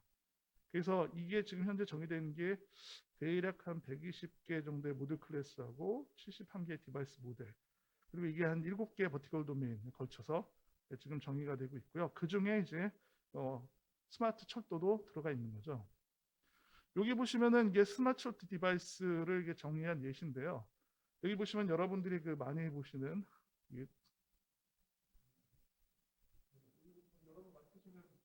그 교통카드 충전기죠. 교통카드 충전기 같은 경우를 이제 그 사문 인터넷에 정보 모델로 정의한다면은 왼쪽 상단에 있는 이제 테이블로 정의가 될 수 있어요. 그래서 이렇게 정의가 돼 있고, 여기서 이 터치 스크린을 예로 들자면은 그 밑에는 이런 형태의, 그러니까 터치 스크린이라는 건 일종의 디바이스를 만들기 위한 모듈이죠. 모듈 클래스죠. 그래서 그게 이런 식으로 또 정의가 되는, 이 철도 디바이스를 인포메이션 모델을 통해서 정의한 예시라고 볼 수가 있습니다.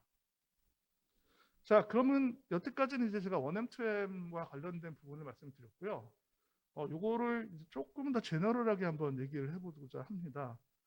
스마트 철도라는 게 그러면 철도에서 어떻게 지금 생각을 하고 있느냐에 대한 부분인데, 일단은 크게 세 가지 부분으로 생각을 하고 있어요. 일단 뭐 여러분들이 뭐 상상하셨겠지만 스마트 스테이션, 그리고 스마트 트레인, 그 스마트 트랙. 트랙이라는 건 단순히 철로만 얘기하는 게 아니고 철로가 진짜로 깔려 있는 그 노변에서의 어떤 여러 가지 것들을 다 포함하는 그런 거라고 볼 수 있는데요.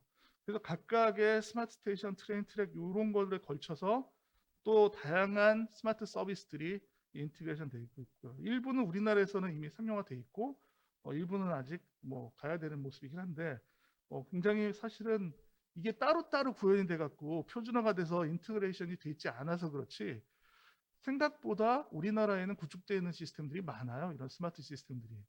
그래서 조금 안타까운 거는 이걸 우리가 조금 더 계획 있게 한번 모습을 그리고 갔더라면 훨씬 더 그 시스템화되고 훨씬 더 스마트하고 훨씬 더 인터오퍼러블하게 만들 수 있었을 텐데 하는 아쉬움도 좀 있고요. 그 대신에 반대로 말하면 이제 우리나라가 그런 면에서 굉장히 빠르거든요. 예를 들어서 스마트 스크린 도어 같은 경우는 지금 우리나라는 지하철 역사에는 이미 거의 다 스마트 스크린 도어가 있잖아요. 근데 뭐 여러분 다 많이 가보고 싶겠지만 유럽만 가도 사실은 스마트 스크린 도어가 있는 역사가 그렇게 많지는 않거든요. 그러니까 그런 면에서 봤을 때 우리나라 상당히 빠른 편인데, 그런데 그것에서 예를 들어 스마트 스크린 도어 같은 경우도 우리나라 같은 경우 통합 제어가 가능하도록 표준화가 이미 진행이 국내에서는 끝났고요. 그 내용을 1M2M에 내년쯤에 다시 또 제안했고 아예 1M2M에 표준으로 정보 모델로 집어넣고 서비스 모델도 넣고 이렇게 계속 진행을 할 생각이에요. 그러니까 그런 여러 가지 스마트 철도 서비스가 우리나라뿐만이 아니라 1M2M 플랫폼에 반영되도록 많이 진행이 되고 있습니다. 그럼 우리 스마트 철도라는 게 왜 요즘에 이슈가 나오느냐 이런 말씀을 좀 드리고 싶은데요. 먼저 그 스마트 철도라는 게 말하면 철도죠 뭐.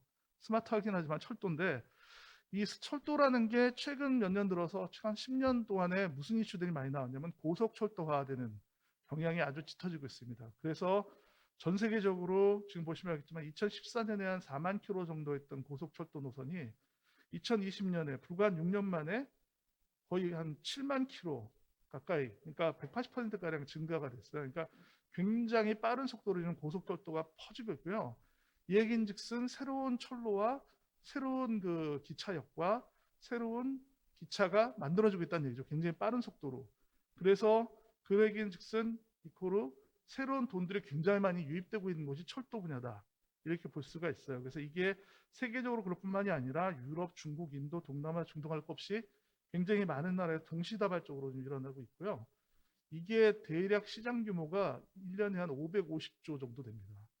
그러니까 우리 그 이동통신 시장이 단말 시장 포함해서 대략 한 450조 좀 넘나?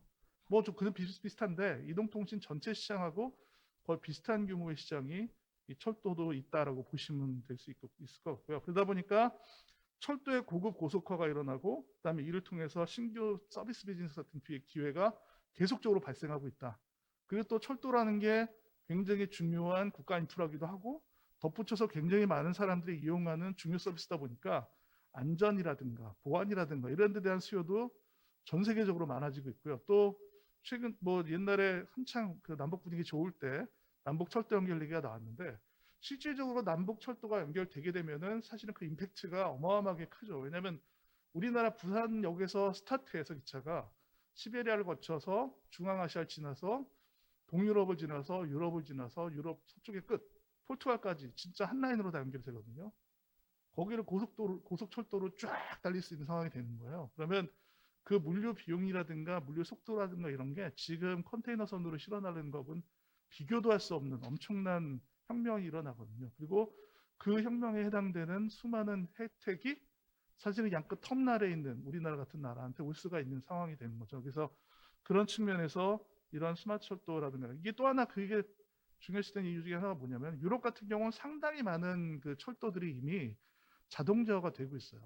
그러니까 ETCS라고 하는데 유로피안 트레인 컨트롤 시스템이라고 하는데 그 ETCS 레벨이 1, 2, 3가 있거든요. 그래서 1 같은 경우는 그냥 뭐 신호기 정도 있고 기관사가 거의 막 많이 들어가서 하는 거. 레벨 2 같은 경우는 기관사는 뭐 이렇게 신호 대강 보면서 그냥 손만 조금 대고 그 기차가 중앙 센터하고 신호 주고 와서 하는 거. 레벨 3 같은 경우는 기관사는 그냥 책임지기 위해서 앉아 있는 거고 사실상의 모든 운영은 중앙 관제센터가 다 하는 거죠. 우리가 RBC라고 그러는데 라디오 블록 센터라고 하는데 그래서 그런 레벨 3까지는 아직 유럽도 못 갔지만 레벨 2는 이미 하고 있고요. 그리고 실제로 만약에 우리나라가 뭐 북쪽에 있는 분들하고 잘 돼서 진짜 그게 연결이 된다고 할 때쯤 되면은 유럽은 아마도 ETCS 레벨 3로 가지 않을까. 왜냐하면 아까 잠깐 말씀드렸던 UIC라는 단체가 바로 그 철도 사업자 연맹이라고 했잖아요. 거기서 하는 일이 그런 ETCS 같은 기준을 정의하는 거예요. 왜냐하면 유럽은 여러 국가들이 모여 있고 그 한 기차가 유럽을 달릴 때 우리나라처럼 안에서만 돌아다니는 게 아니라 상당히 많은 국가를 서로 이렇게 크로스오버 지나가거든요. 그러면 그 지나가는 과정에서 각 나라의 자동제어 시스템들하고 열차가 붙었다 떨어졌다 해야 돼요. 마치 우리 이동통신 기기가 여러 나라를 왔다 갔다 하면서 로밍이 되는 것처럼. 그래서 그런 문제들 때문에 UIC도 3PP에 들어온 거고 우리나라가 만약에 그렇게 철도 연결이 되면 우리나라도 똑같이 그런 우리 철도에 그런 문제가 똑같이 연결이 된다는 거죠. 그래서 그런 측면에서의 준비도 좀 필요한 상황이라고 볼 수가 있습니다. 뭐 이런 상황으로 가다 보니까 이제 전 세계적으로는 업체 간 합종 연행이 엄청나게 많아지고 있고요. 그래서 중국 같은 경우는 중국 중차라는 게 생겼는데 이게 옛날 중국 남차, 중국 북차 이렇게 CSR, CNR 두 가지가 있었는데 합병하면서 세계 1위의 고속철 제조사가 됐고요. 또 가장 고속철을 빨리 지은 건설하고 있는 게 중국이기도 하고요. 그리고 유럽 같은 경우도 알스톰이라고 굉장히 큰 그 프랑스 회사인데 여기하고 떼제베를 유명하죠. 시멘스, 이체를 유명하죠. 이 두 군데가 합병을 했어요. 그래서 시멘스 알스톰이 생겼는데 이런 그 여러 가지 합종 연행이 굉장히 많이 일어나고 있다. 그래서 그 사업 현황도 굉장히 많이 급변하고 있는 거고요. 그리고 무엇보다도 현재 고속철도 통신 시스템 규격이 제정이 되고 있어서 이게 완료가 되는 시점이 2030년 정도로 보고 있고요.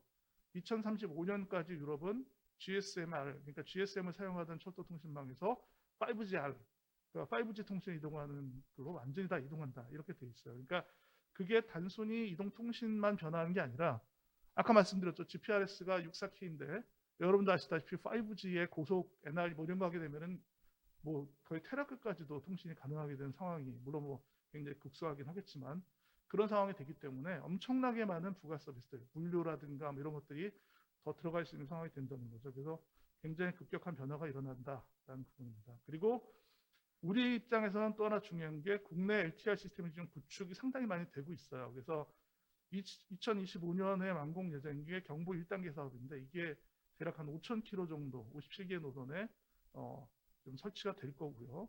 그래서 이게 2021년 이후에도 한 2,600km, 그러니까 지금 한 반 정도 한 것 같아요. 이게 계속 건설이 돼요. 그래서 철도 기반 통신망이 깔리면서 거기에 연동될 수많은 스마트 철도 서비스들에 대한 니즈가 생길 수밖에 없는 상황이고요. 또 이게 기존에는 국내는 국내, 해외는 해외.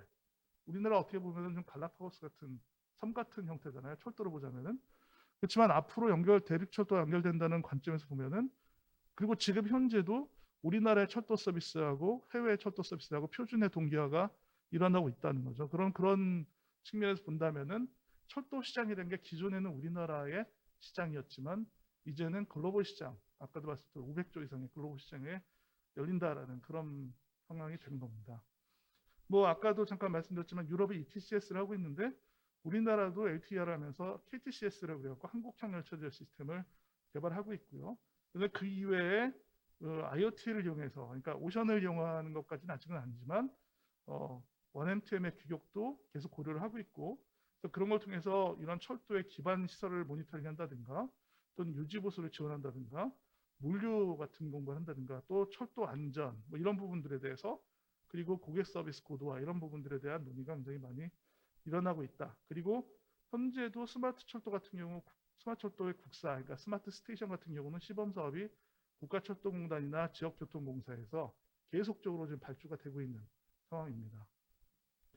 그래서 총 한 12개 정도 서비스 중요 기능 부분들이 사실은 규정 정의가 되어 있는데, 이런 12개 중에서 여기 보시는 그 동그라미 표 쳐 있는 부분, 이런 부분들이 뭐 가깝게나 아니면 뭐 중단기에 도입이 될 거라고 보고요. 사실 나중에는 전체 철도 분야가 이런 스마트 철도라는 이름으로 묶이면서 사모니터의 플랫폼과 굉장히 밀접하게 관계를 갖게 되지 않을까, 네, 이렇게 생각을 합니다.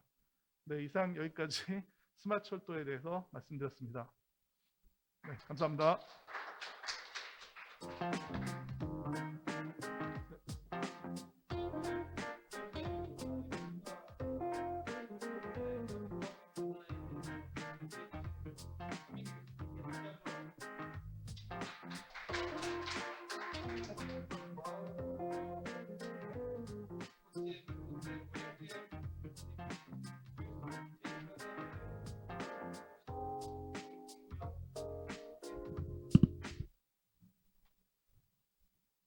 네, 안녕하세요. 소개받은 한국전자기술연구원의 정승명 선임입니다. 네, 이제 원래 점심시간이 12시부터인데 슬슬 시간이 다가오고 있어서 제가 발표를 짧게 해야 이 다음 오전 세션 마지막 발표이신 송민환 책임께서 아마 긴장하지 않고 천천히 하실 것 같습니다. 제가 지금 오늘 발표드릴 주제는 1M2M 튜토리얼 및 국제 개발자 대회인데요. 그래서 결국에는 1M2M을 도대체 어떻게 좀 개발자 입장에서 쓰면 좋을까라고 하는 튜토리얼들을 저희가 지금 어떻게 해서 만들어서 배포하고 있는지, 그다음에 이제 1M2M 국제 개발자 대회라고 하는, 아마 지금 잘 모르시는 분들이 있으실 텐데요. 저희가 올해 처음 하는 거기도 해서, 그래서 그거에 대해서 조금 한번 좀 말씀드리려고 합니다. 그래서 요 두 가지 주제를 말씀드리기 위해서 사실은 이제 저에 대해서 소개를 간단하게 좀 드려야 될 것 같은데요. 일단 앞에서 이제 한민기 교수님께서 뭐 나와서 말씀해 주셨고, 한민기 교수님께서 지금 저희 1M2M의 테스팅 워킹 그룹을 지금 이끌고 계시고요. 저는 그 워킹 그룹 3개 중에 두 번째 있는 STS 워킹 그룹에서 현재 이제 부의장을 하고 있고, 표준 자체는 사실은 좀 오래를 했습니다. 그래서 1M2M 설립되는 거의 초기부터 제가 좀 표준화를 진행해 오고 있고, 표준을 계속 하다가 이제 KT에서 특히 이제 그런 모비우스라든가 이런 플랫폼들을 가지고 이제 과제에 좀 활용해서 여러 가지 서비스라든가 등등등 개발 좀 했고, 그다음에 플랫폼도 조금 한번 건드려 보기도 했고, 그다음에 오늘 이제 튜토리얼을 말씀드릴, 그러면 도대체 이제 1M2M들을 어렵게 생각하시는 분들이 많고, 당연히 스펙만 보면 어려운 게 어떻게 보면 사실인데, 그걸 어떻게 쉽게 조금 접근할 수 있을까? 가까이서 봤을 때는 예를 들어서 저희 뭐 KTA는 뭐 새로 조인하시는 그런 분들께서 뭔가 1M2M 플랫폼 모비우스 등등등 가지고 서비스라든가 아니 이런 것들을 만들고 싶은데 도대체 1M2M 모르겠어요. 뭐 컨테이너에 있어서 이것만 하면 되는 거 아닙니까? 사실 이런 거 등등등등 저희 안에서도 어떻게 보면 그런 니즈가 있었다라고 생각을 했고, 국내에서도 사실은 저희가 TTA 통해서 아카데미라든가 아니면 뭐 그 직업자 교육 이런 것들을 이제 KT에서 조금 진행을 하면서 여러 가지 교육 기회가 있었는데, 아무래도 이제 오프라인 이벤트에서 교육을 진행하다 보면 이게 너무나 제한적일 수밖에 없어서, 실제로 그럼 이런 것들을 좀 만들어서 누구나 언제든지 볼 수 있도록, 예를 들어서 웹에다가 그런 교육 교환을 좀 공개를 하고, 당연히 그냥 장표만 봐서는 그 누구도 이해할 수 없기 때문에 그런 것들을 영상으로 녹화를 해서 교육 자체를 영상으로 녹화해서 유튜브에 게시해보자 라고 하는 생각을 제가 한 2, 3년 전부터 하고는 있었고요. 그거를 어떻게 보면 생각만 하다가 조금 미루고 있다가, 특히 이제 1M2M에 제가 표준화 회의를 갔을 때도 이제 그런 원엠템의 그런 기술적인 프로모션을 위해서 개발자들을 조금 더 끌어야 된다는 말을 많이 하고 있었는데 사실은 표준화 단체 안에서 표준화를 진행하는 각 회원사들이 그것들을 진행하기 쉽지는 않았었고요. 그래서 이제 그런 공감대만 형성하고 있다가 작년에 이제 좋은 기회가 있어서 사실은 이런 것들을 이제 좀 진행하고 있습니다. 그 구체적인 내용들은 제가 좀 이따 장표를 통해서 소개를 드릴 거고요.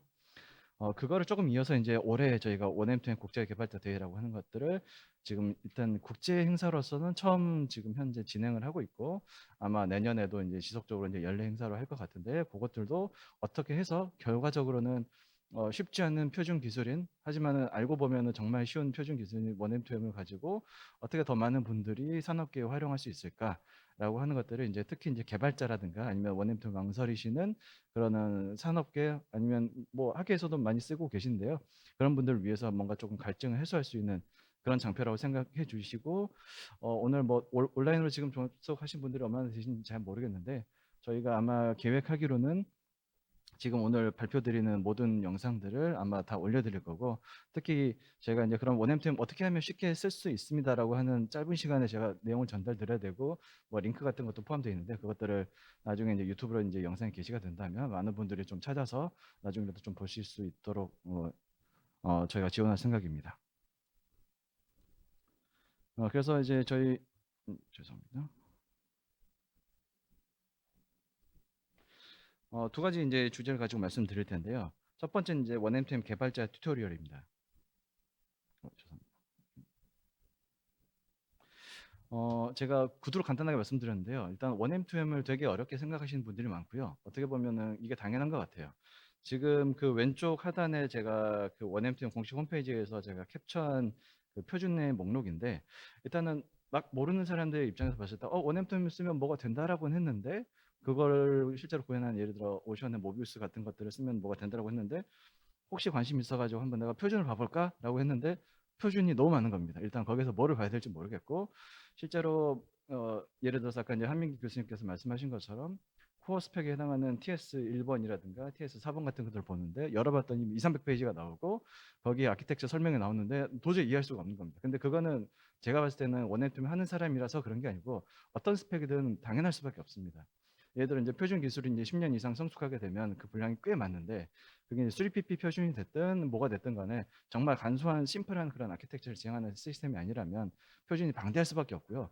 그거를 모르는 사람이 아무런 도움이 없이 읽는다는 건 거의 사실상 불가능합니다. 그래서 그런 것들을 해소할 수 있는 그런 교육 머티리얼이 좀 있어야 된다라고 이제 생각을 했고요. 그런 이제 배경에서 좀 시작했다고 보시면 될 것 같습니다. 특히 이제 그 오른쪽에 제가 파워포인트로 그림을 그려놓은 저 다이어그램 보시면 저거는 이제 저희가 TTA 아카데미 통해서 표준화 인력 양성 교육 이런 것들도 진행을 하고 있는데 저 그림은 일단은 원엠팀에 내가 뭔가 새로운 표준화 활동을 한번 참여해 봐야겠다. 뭔가 새로운 아이템, 워크 아이템 내 가지고 새로운 기술들을 내가 한번 표준에 반영해야겠다라고 하는 것을 돕기 위해서 제가 장표로 그린 건데 저걸 제가 이제 가지고 나온 이유는 그러면 새로운 기술들이 어떤 식으로 표준에 반영되느냐. 예를 들어서 내가 개발하는 입장에서 내가 어떤 것들을 어떤 문서를 봐야지 실제로 내가 개발하고 나중에 테스팅을 받고 인증을 수여받을 수 있겠느냐. 이제 비즈니스 관점에서 제가 접근하는 그림을 좀 그려드린 건데요. 오른쪽에 보시면 그래서 아까 말씀드린 것처럼 뭔가 새로운 유즈 케이스가 나올 거고 새로운 시스템에 대한 요구사항이 나올 거고 그걸 바탕으로 아키텍처에 뭔가 인터페이스를 반영하고 프로토콜 그다음에 프로토콜도 보면은 그 왼쪽에 겹쳐 있는 것처럼 뭔가 HTTP 등등등 해서 여러 가지 프로토콜 바인딩에 대한 스펙도 내가 반영을 해야 됩니다.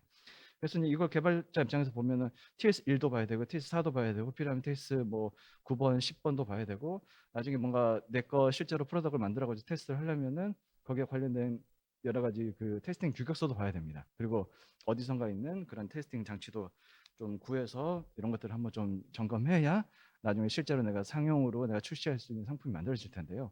어쨌든 간에 제가 구조만 그려도 이렇게 조금 복잡하실 수 있는데 실제 스펙을 하나하나 보는 것은 사실상 매우 어렵다. 이게 원엠투엠이 됐든 어떤 표준이 됐든 사실상 어려운 거고 이런 것들을 사실은 지금 말씀드린 내용부터 해서 실제로 원엠투엠 어떻게 접근해야 되는 건지 주요한 기능이 어떤 것들이 있고 실제로 그에 해당하는 뭐 인터페이스나 프로토콜을 이용해서 실제로 간단한 앱부터 여러 가지 이제 프레임을 통해서 어플리케이션을 만드는 방법을 사실은 알려드리면 그게 개발자 입장에서 가장 좋은 거라서 그런 개발자 입장에서 뭔가 만들어 볼 수 있는 예제 그다음에 튜토리얼을 저희가 기획을 마음속으로 뭐 생각을 오래 해봤고 실제로 이제 작년 말부터 이제 이 작업을 해가지고 현재까지 조금씩 확장해 나가고 있습니다. 그 튜토리얼을 제작하게 된 뭐 이력을 좀 말씀드릴 텐데요. 아까 제가 간단하게 말씀드리기로 오랫동안 생각만 해오고 있다가 작년 말에 이제 뭔가 구체적으로 행동에 조금 나섰는데요. 원M2M에서는 그 원M2M 표준화 기구를 구성하는 파트너십 단체가 국내 TTA라든가 유럽의 이제 엣지 등등등등 이제 국가나 대륙별로 이제 표준화 기구들이 같이 모여서 지금 표준화를 진행을 하고 있는데요. 엣지라고 하는 그 유럽의 표준화 기구에서 실제로 원M2M 프로모션을 이제 그 글로벌리 좀 많이 하고 있습니다. 그래서 실제로 원M2M 해커톤 공식 해커톤을 작년 기준으로 제가 기억하기로 한 4회, 5회 정도 진행을 했었고요. 그때 작년에 진행했던 마지막 해커톤이 중국 산동에서 있었던 그 해커톤이 있습니다. 그때 이제 엣지에서 그 해커톤을 이제 준비를 하면서 이제 시작하기 전에 저희한테 사전에 의뢰를 좀 해서 해커톤을 기존에 여러 번 해왔는데 뭐 두 가지가 사실 문제더라. 첫 번째, 뭔가 이제 원M2M을 조금 구체적으로 개발자 입장에서 학습을 잘 해서 뭔가 의미 있는 것들을 잘 만들어 볼 만한 교육 교재가 부족하다. 두 번째는 그다음에 거기서 뭔가 대회를 통해서 이제 해커톤이니까 뭐 하루든 아니면 이틀이든 이제 뭐 밤을 새가지고 뭔가 산출물을 만들게 되는데요. 만들었는데 그 결과물들이 어디 남지가 않더라. 그래서 그냥 어떻게 보면 그냥 공중분해되고 해커톤 또 하고 또 하고 이렇게 뭔가 조금 소모성의 이벤트로 좀 되는 게 조금 아쉽다라고 했고요. 적어도 이제 첫 번째 그 문제점을 해결하기 위해서 저희가 실제로 개발자들이 쓸 수 있는 그 튜토리얼을 만들게 됐고, 일단은 그 오른쪽에 그 제가 캡처해서 넣어놓은 거를 좀 보시면은 그 링크도 제가 넣어서 지금 노란색으로 하이라이트가 되어 있긴 한데요.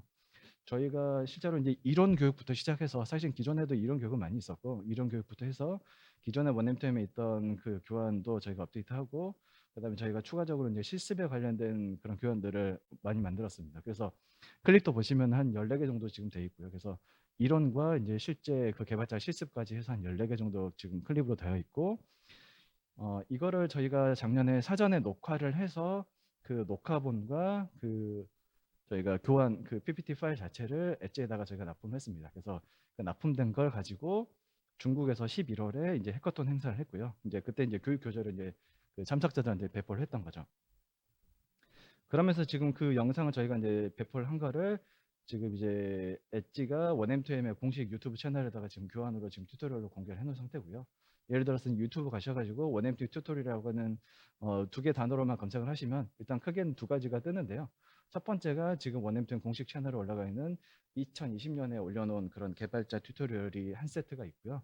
그 다음에 이제 두 번째로 보통 나오는 게 이제 이 뒤에서 말씀드릴 약간 저희 국문으로 된 거 아니죠. 우리말로 이제 녹화한 그런 강의 영상이 또 있습니다.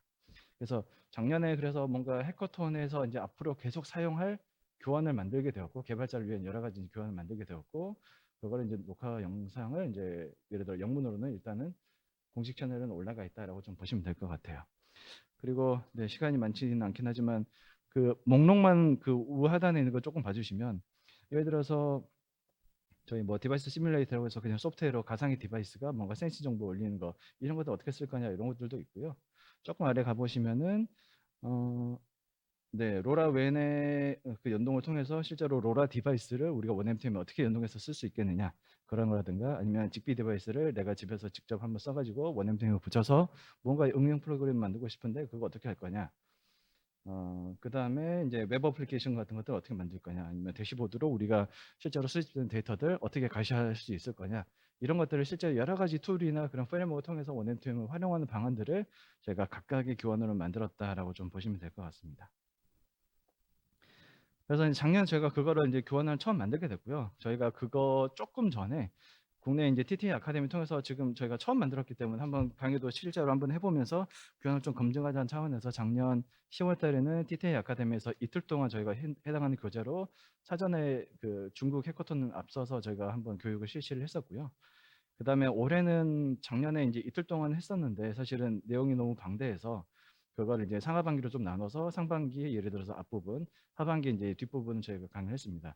근데 하반기 자체도 상반기, 하반기 둘 다 어쨌든 코로나 상황상 저희가 온라인으로 진행할 수밖에 없었는데 온라인으로 실습 교육을 전달을 하고 그 다음에 무언가 실제로 따라 하시면서 안 되시는 부분들을 저희가 옆에서 이제 좀 트러블 슈팅 해드려야 되는데 그게 사실상 온라인으로 힘들기 때문에 내년에 혹시나 이제 여건이 좀 좋아진다면 오프라인으로 하고 좀 기간도 조금 늘려서 실제로 따라 하시고 문제되는 부분을 도와드리고 하는 약간 좀 여유 있게 개발자 교육을 좀 진행할 수 있을 것으로 생각하고 있습니다. 그래서 이제 국내에서 하는 행사는 당연히 교환 자체는 똑같이 이제 영문으로 작성은 되어 있는데 저희가 당연히 국내에서 뭐 영어로 강의 필요는 없기 때문에 다 이제 우리말로 강의를 했고요. 우리말로 된 강의 영상은 지금 현재 다 유튜브에 올라가 있는데 그거는 원앱템 공식 채널에다가 뭐 우리말 영상 올릴 필요는 없기 때문에 현재 저희 IoT 캐티의 계정으로 올려두었습니다. 그래서 아까 말씀드렸던 예를 들어 유튜브에서 원엠템 튜토리얼로 검색하시면 두 가지 정도의 그런 재생 목록이 아마 검색이 되실 텐데 하나가 원엠템 공식 채널이고 영어로 된 거고요. 또 하나는 이제 저희 IoT 캐티 채널에 있는 이제 국문으로 된 우리말로 된 그런 강의 영상들이 있습니다. 여기 이제 그 전에 비해서 이제 추가하거나 수정한 부분들이 있는데요. 추가한 거는 이제 하이라이트만 드리자면 그 우하단에 12번으로 지금 되어 있긴 한데 아까 안일압 수석님께서 말씀하셨던 노드레드라고는 툴을 가지고 만약에 실제로 어떤 응용을 만들게 되면 되게 시각적으로 내가 쉽게 팔로우할 수 있는 어플리케이션 만들 수도 있고 대시보드도 쉽게 띄울 수 있고 지도도 쉽게 띄울 수 있고 되게 부가적인 기능을 쉽게 구현할 수가 있는 툴이 있는데 그거 가지고 실제로 원앤텀 어떻게 쓸 거냐 여러 가지 예제나 아니면 뭐 텀 프로젝트 같은 것들 저희가 좀 제시한 거 이런 것들이 올해 좀 추가됐다고 보시면 될 것 같아요. 네, 그래서 내용은 제가 사실상 말씀드린 것 같아서 그냥 이 장편은 확인만 하시면 될 것 같고요. 네, 시간을 여전히 제가 많이 썼네요. 개발자 대회 관련해서는 좀 간단하게 말씀드리고 이제 마치려고 하는 건데요.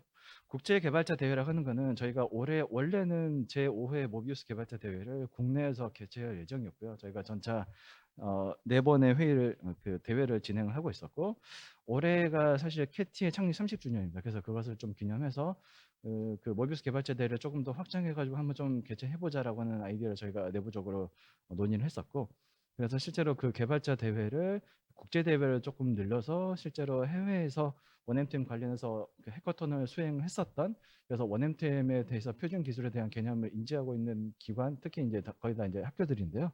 학교들한테 이제 초청을 보내서 실제로 이제 그런 팀들을 보내서 우리가 국제 대회로 실제로 국내에 있는 그런 팀들과 해외에 있는 팀들이 같이 원엠템 표준 기술로 뭔가 만들고 선의 경쟁할 수 있는 국제 개발자 대회를 해보자라고 해서 저희가 현재 이거를 운영을 하고 있습니다. 그래서 목록도 좀 보시면 될 것 같고요. 일정은 저희가 이미 9월 말에 킥오프를 했고요. 지금 뭐 코로나 상황이기도 해서 실제로 개발자 대회이긴 하지만 뭐 영문명으로 저희가 일단 뭐 해커톤을 써놓긴 했고요. 어떻게 보면 뭐 7주짜리 마라톤이라고 보시면 될 것 같습니다. 그래서 뭐 하루짜리 뭐 이틀짜리 마라톤은 아니고 7주짜리 개발자 행사 해커톤이라고 보시면 될 것 같고 실제로 산출물 같은 것들도 저희가 이제 헥스터 뒤에 이제 예시가 나오긴 하는데 웹에다가 실제로 개발자들이 많이 쓰는 그런 사이트 툴을 이용해서 실제로 어떠한 과제나 어떤 미션을 해결하기 위해서 어떻게 개발을 어떤 하드웨어나 소프트웨어를 이용해서 원엠템 표준을 이용해서 썼는지 이것들을 실제로 그 산출물을 문서 형태로 웹에다가 게시를 하도록 저희가 지금 회의를 진행을 하고 있고요. 대회를 진행하고 있고 그다음에 저희가 종료는 다음 달 17일 날 저희가 또 이제 온라인 회의를 통해서 이제 시상식을 하게 되는 그게 이제 전체 일정이라고 보시면 될 것 같습니다. 실제로 이제 여러 가지 지정답 등등등등 커뮤니케이션은 MS의 이제 팀스 툴을 쓰고 있고요. 지금 보시는 그 화면의 캡처들은 저희가 실제로 그 오프닝 행사 때 각 팀들에 이제 보내줬던 팀들 이제 소개 영상을 저희가 간단하게 좀 캡처한 거다. 그래서 뭐 다국적의 이제 팀들이 지금 현재 대회를 진행하고 있다라고 보시면 될 것 같습니다. 여기 이제 마지막 장표인데요. 그래서 이제 저희가 그 좀 지향하는 거는 아까 제가 잠깐 그 엣지에서 주최해가지고 원엠템 해커톤 행사를 이제까지 여러 번 해왔는데 그 중에 아쉬움이 첫 번째가 이제 튜토리얼이 없다라는 거고 개발자를 위한 게 없다라는 거고 그건 저희가 지금 대응을 하고 있고 그래서 두 번째로 이제 아쉬웠다라고 말을 했던 것이 실제로 행사가 뭔가 약간 좀 휘발성이다. 결과물들이 남지 않는다. 결과물들이 남아서 새로운 개발자들이 유입됐을 때 그것들을 뭔가 우수 사례로 좀 한번 벤치마킹하고 좋은 그런 개발 사례들을 이제 원엠템 프로모션의 도구로 사용할 수가 있어야 되는데 그런 것들이 되지 않았다는 거고요. 그거를 조금 바꾸기 위해서 아까 이제 언급드렸던 약간 생소하실 수 있는 헥스터.io라고 하는 나의 개발 산출물들을 문서화해서 실제로 깃허브나 등등등등과 링크할 수 있는 그런 툴들이 있는데 그 사이트를 통해서 실제로 모든 산출물들을 정리하고 그거를 이제 평가를 받는 것으로 저희가 지금 진행을 하고 있습니다. 그러면 실제로 저희가 현재 27개 팀인데요. 국내에 통해서 그럼 예를 들어서 이제 27개 팀의 여러 가지 좋은 그런 개발 사례들을 저희가 산출물로 잘 남기고 그것들을 이제 뭐 나중에 저 홍보라든가 아니면 나중에 다른 개발자들이 그런 개발 튜토리얼로 사용할 수 있는 이런 것들을 저희가 이 대회를 통해서 기대를 하고 있고요. 마지막으로 이제 아까 잠깐 언급드렸었는데 내년에도 저희가 아마도 이런 행사를 엣지랑 같이 공동 주최를 해서 이런 것들을 열려하고 원엠투엠 프로모션 입장에서 표준 기술 프로모션 입장에서 더 많은 사람들을 유입시키고 그다음에 뭐 아까 보여드렸던 튜토리얼 이런 것들도 요구사항을 조금 받아서 개선도 하고 추가도 하고 그런 작업을 계속하게 될 것 같습니다. 네, 이상입니다. 감사합니다.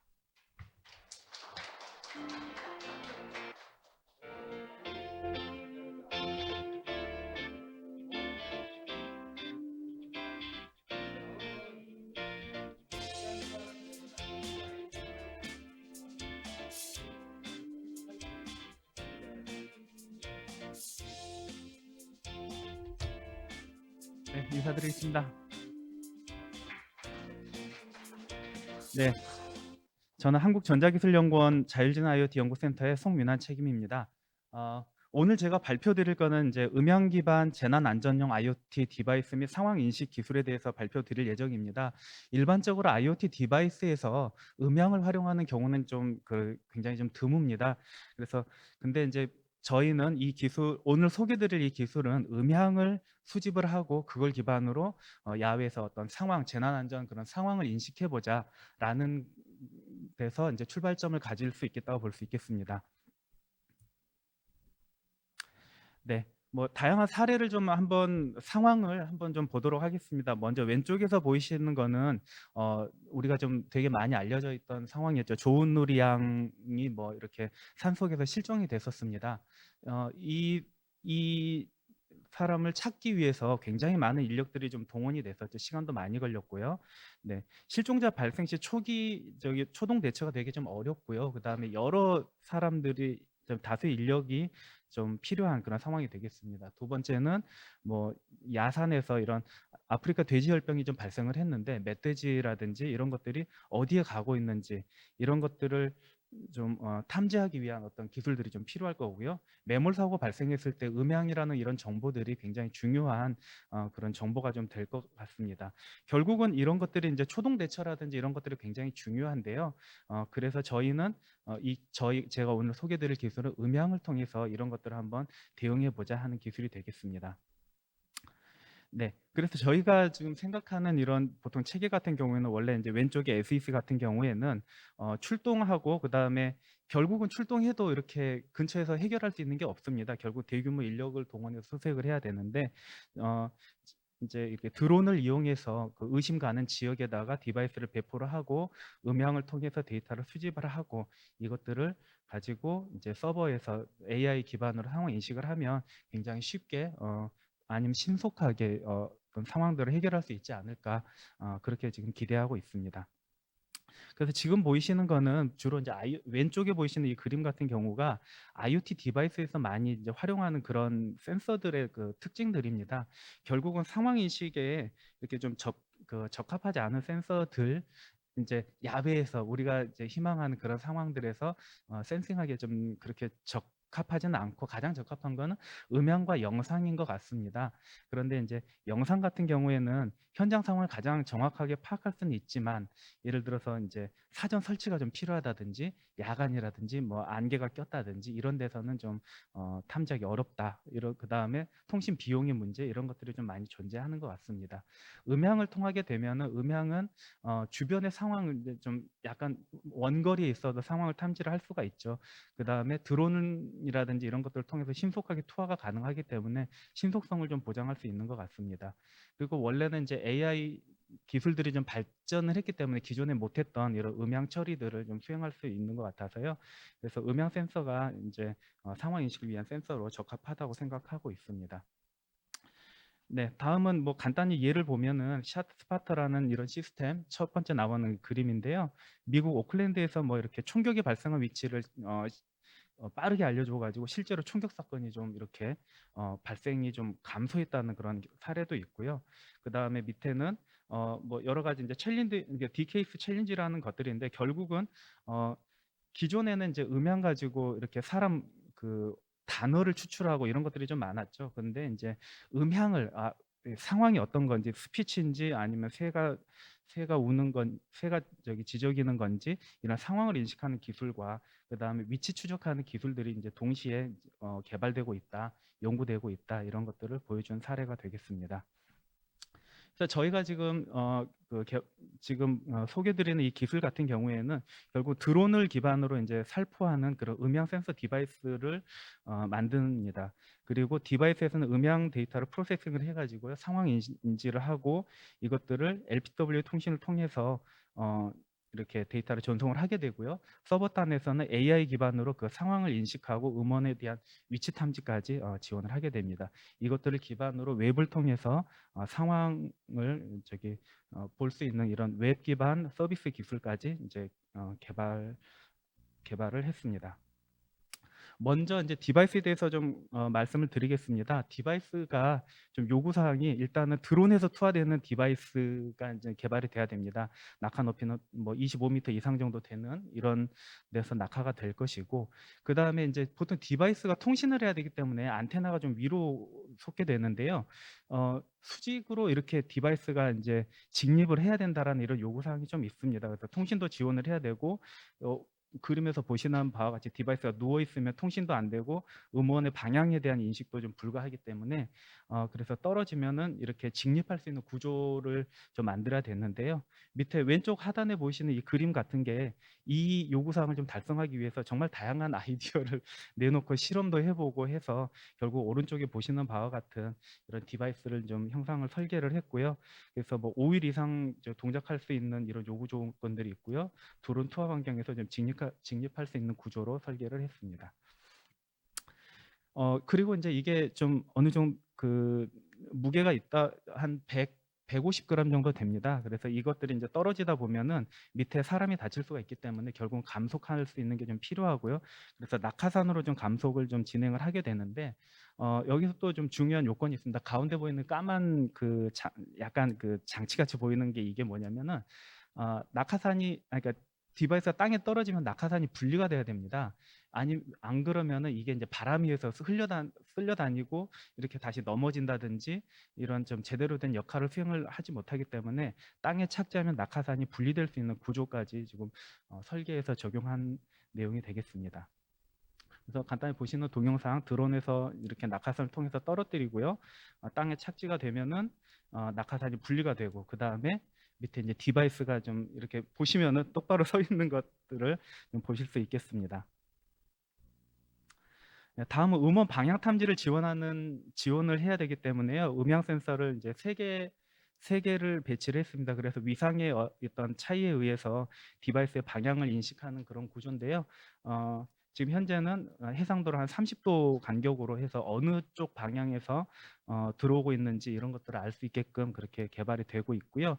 그다음에 아래쪽에 보면은 이제 음원 방향을 탐지하는 방법인데 위에서 이제 세 채널 기반의 이제 다중 음향 센서로 탐지할 수 있는 거는 디바이스 기준으로 이제 상대 위치를 좀 알 수 있는 거고요. 디바이스가 실제 어디를 바라보고 있느냐 이런 것들은 디바이스에 탑재된 뭐 IMU 센서, 뭐 지자기 센서나 가속도 센서 가지고 그런 것들을 알 수 있습니다. 오른쪽 상단에는 이제 디바이스가 모든 데이터를 다 보낼 수는 없기 때문에 이벤트 탐지하기 위해서 그 이벤트 탐지하는 그 알고리즘입니다. 그래서 사람 보이스 특성을 모델링하고 그거에 대해서 탐지할 수 있는 그런 알고리즘을 개발한 내용입니다. 네, 그래서 최종 디바이스 모습이 좀 되겠고요. 결국은 MCU는 STM 이제 32F 뭐 413 뭐 이런 것들을 좀 활용을 했고요. 통신 모듈이 있고 그 다음에 램이 좀 있습니다. 이제 한 디바이스 한 음향을 1초에서 2초 정도 이제 세 채널 데이터를 모았다가 어떤 상황이 발생했을 때 이제 그걸 전송하는 그런 구조가 되겠습니다. 네. 이거는 이제 저희가 통신으로 좀 적용하고 있는 그 LPW 통신 기술인데요. 로라로 지금 한 시료 통신은 한 30kbps로 되는 그 저희 에어포인트에서 진행하고 있는 이런 LPWA 그 칩을 가지고 이렇게 통신할 예정이고요. 예, 이거가 지금 개발이 거의 다 됐습니다. 칩이 좀 약간 좀 늦어져서 뭐 다양하게 지금 테스트하고 있습니다. 뭐 이거 지금 알고리즘에 대해서 하는 건데요. 구체적으로 이제 그 음성 구간을 검출하는 디바이스형 알고리즘이 좀 존재할 거고요. 그다음에 AI 기반으로 음향을 탐지한 음향을 인식하는 그런 기술들, 그다음에 방향 추정하는 이런 기술들이 이제 개발되었습니다.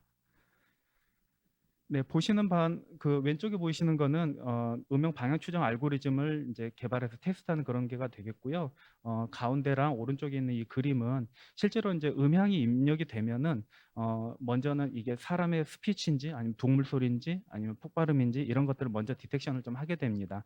스피치에서는 뭐 사람이 울고 있는지 아니면 이게 스크리밍 이렇게 좀 소리를 지르고 있는지 이런 것들에 대해서도 구분이 좀 되고요. 그러니까 사람 소리라는 게 인식이 되면은 또 인식률을 조금 더 올리기 위해서 그 다음에 이제 스피치 레코그니션으로 진행되게 됩니다. 그래서 오른쪽에 보시는 거는 이게 이제 이 모든 걸 거쳐서 옆에 이제 어떤 단어까지도 들어왔는지, 그 다음에 SOS 상황인지 난 SOS 상황인지 그걸 탐지하는 그 알고리즘 테스트하는 그 영상이 되겠습니다. 네, 이거는 이제 드론에 탑재돼서 디바이스를 좀 이렇게 투하할 수 있는 장치를 좀 저희가 개발을 했는데요. 결국은 여기에 보시는 바와 같이 이렇게 확장형으로 드론의 어떤 그 캐퍼빌리티가 좀 서로 다릅니다. 어떤 드론의 그 탑재 용량이 좀 다르다든지 그런 것들이 좀 있기 때문에 상황에 따라서 좀 확장할 수 있는 구조로 카트리지 구조로 이렇게 개발을 했고요. 오른쪽에 보시는 바와 같이 이렇게 디바이스가 안에 좀 탑재가 되는 모습을 볼 수 있겠습니다. 네, 이건 웹 기반으로 이제 음향 상황을 인식하는 거고요. 여기 저희가 이제 드론이 이제 자동 비행하면서 웨이포인트들에다가 디바이스를 떨구고요. 그 디바이스들로부터 들어오는 음향 데이터를 이쪽에서 이제 확인할 수 있는 그런 기능들이 좀 제공이 됩니다. 그 다음에 이벤트가 발생을 하게 되면 지금 작아서 잘 안 보이네요. 이벤트가 발생을 하게 되면은 이거를 가지고 현재 어떤 음향인지 그것들을 확인하는 기능까지 개발이 되었습니다. 네, 그래서 이렇게 좀 현장 테스트를 좀 진행을 했고요. 네, 결론입니다. 그래서 지금 음향 기반으로 재난 안전형 IoT 디바이스와 상황 인식 기술을 지금 이제 저희가 개발을 했는데 왼쪽에 보이시는 바와 같이 결국은 드론으로 탑재할 수 있는 이런 그 기술들을 개발을 했고, 그 다음에 음향 IoT 디바이스가 드론으로 탑재되었을 때 똑바로 설 수 있는 구조랑 그 안에 이제 음향 그 이벤트 탐지할 수 있는 기술들, 그 다음에 LPW 기반의 게이트웨이, 그다음에 웹 기반 서비스 기술들이 이제 개발이 되었습니다. 이것들을 기반으로 아까 처음에 말씀드렸던 다양한 상황에서 신속하게 현장 상황을 인식할 수 있는 데 좀 저희가 활용할 수 있을 거라고 보고 있습니다. 네, 좀 저희가 시간이 좀 많이 지난 것 같아서 신속하게 좀 발표를 좀 진행을 했습니다. 네, 이상 발표를 마치도록 하겠습니다. 감사합니다.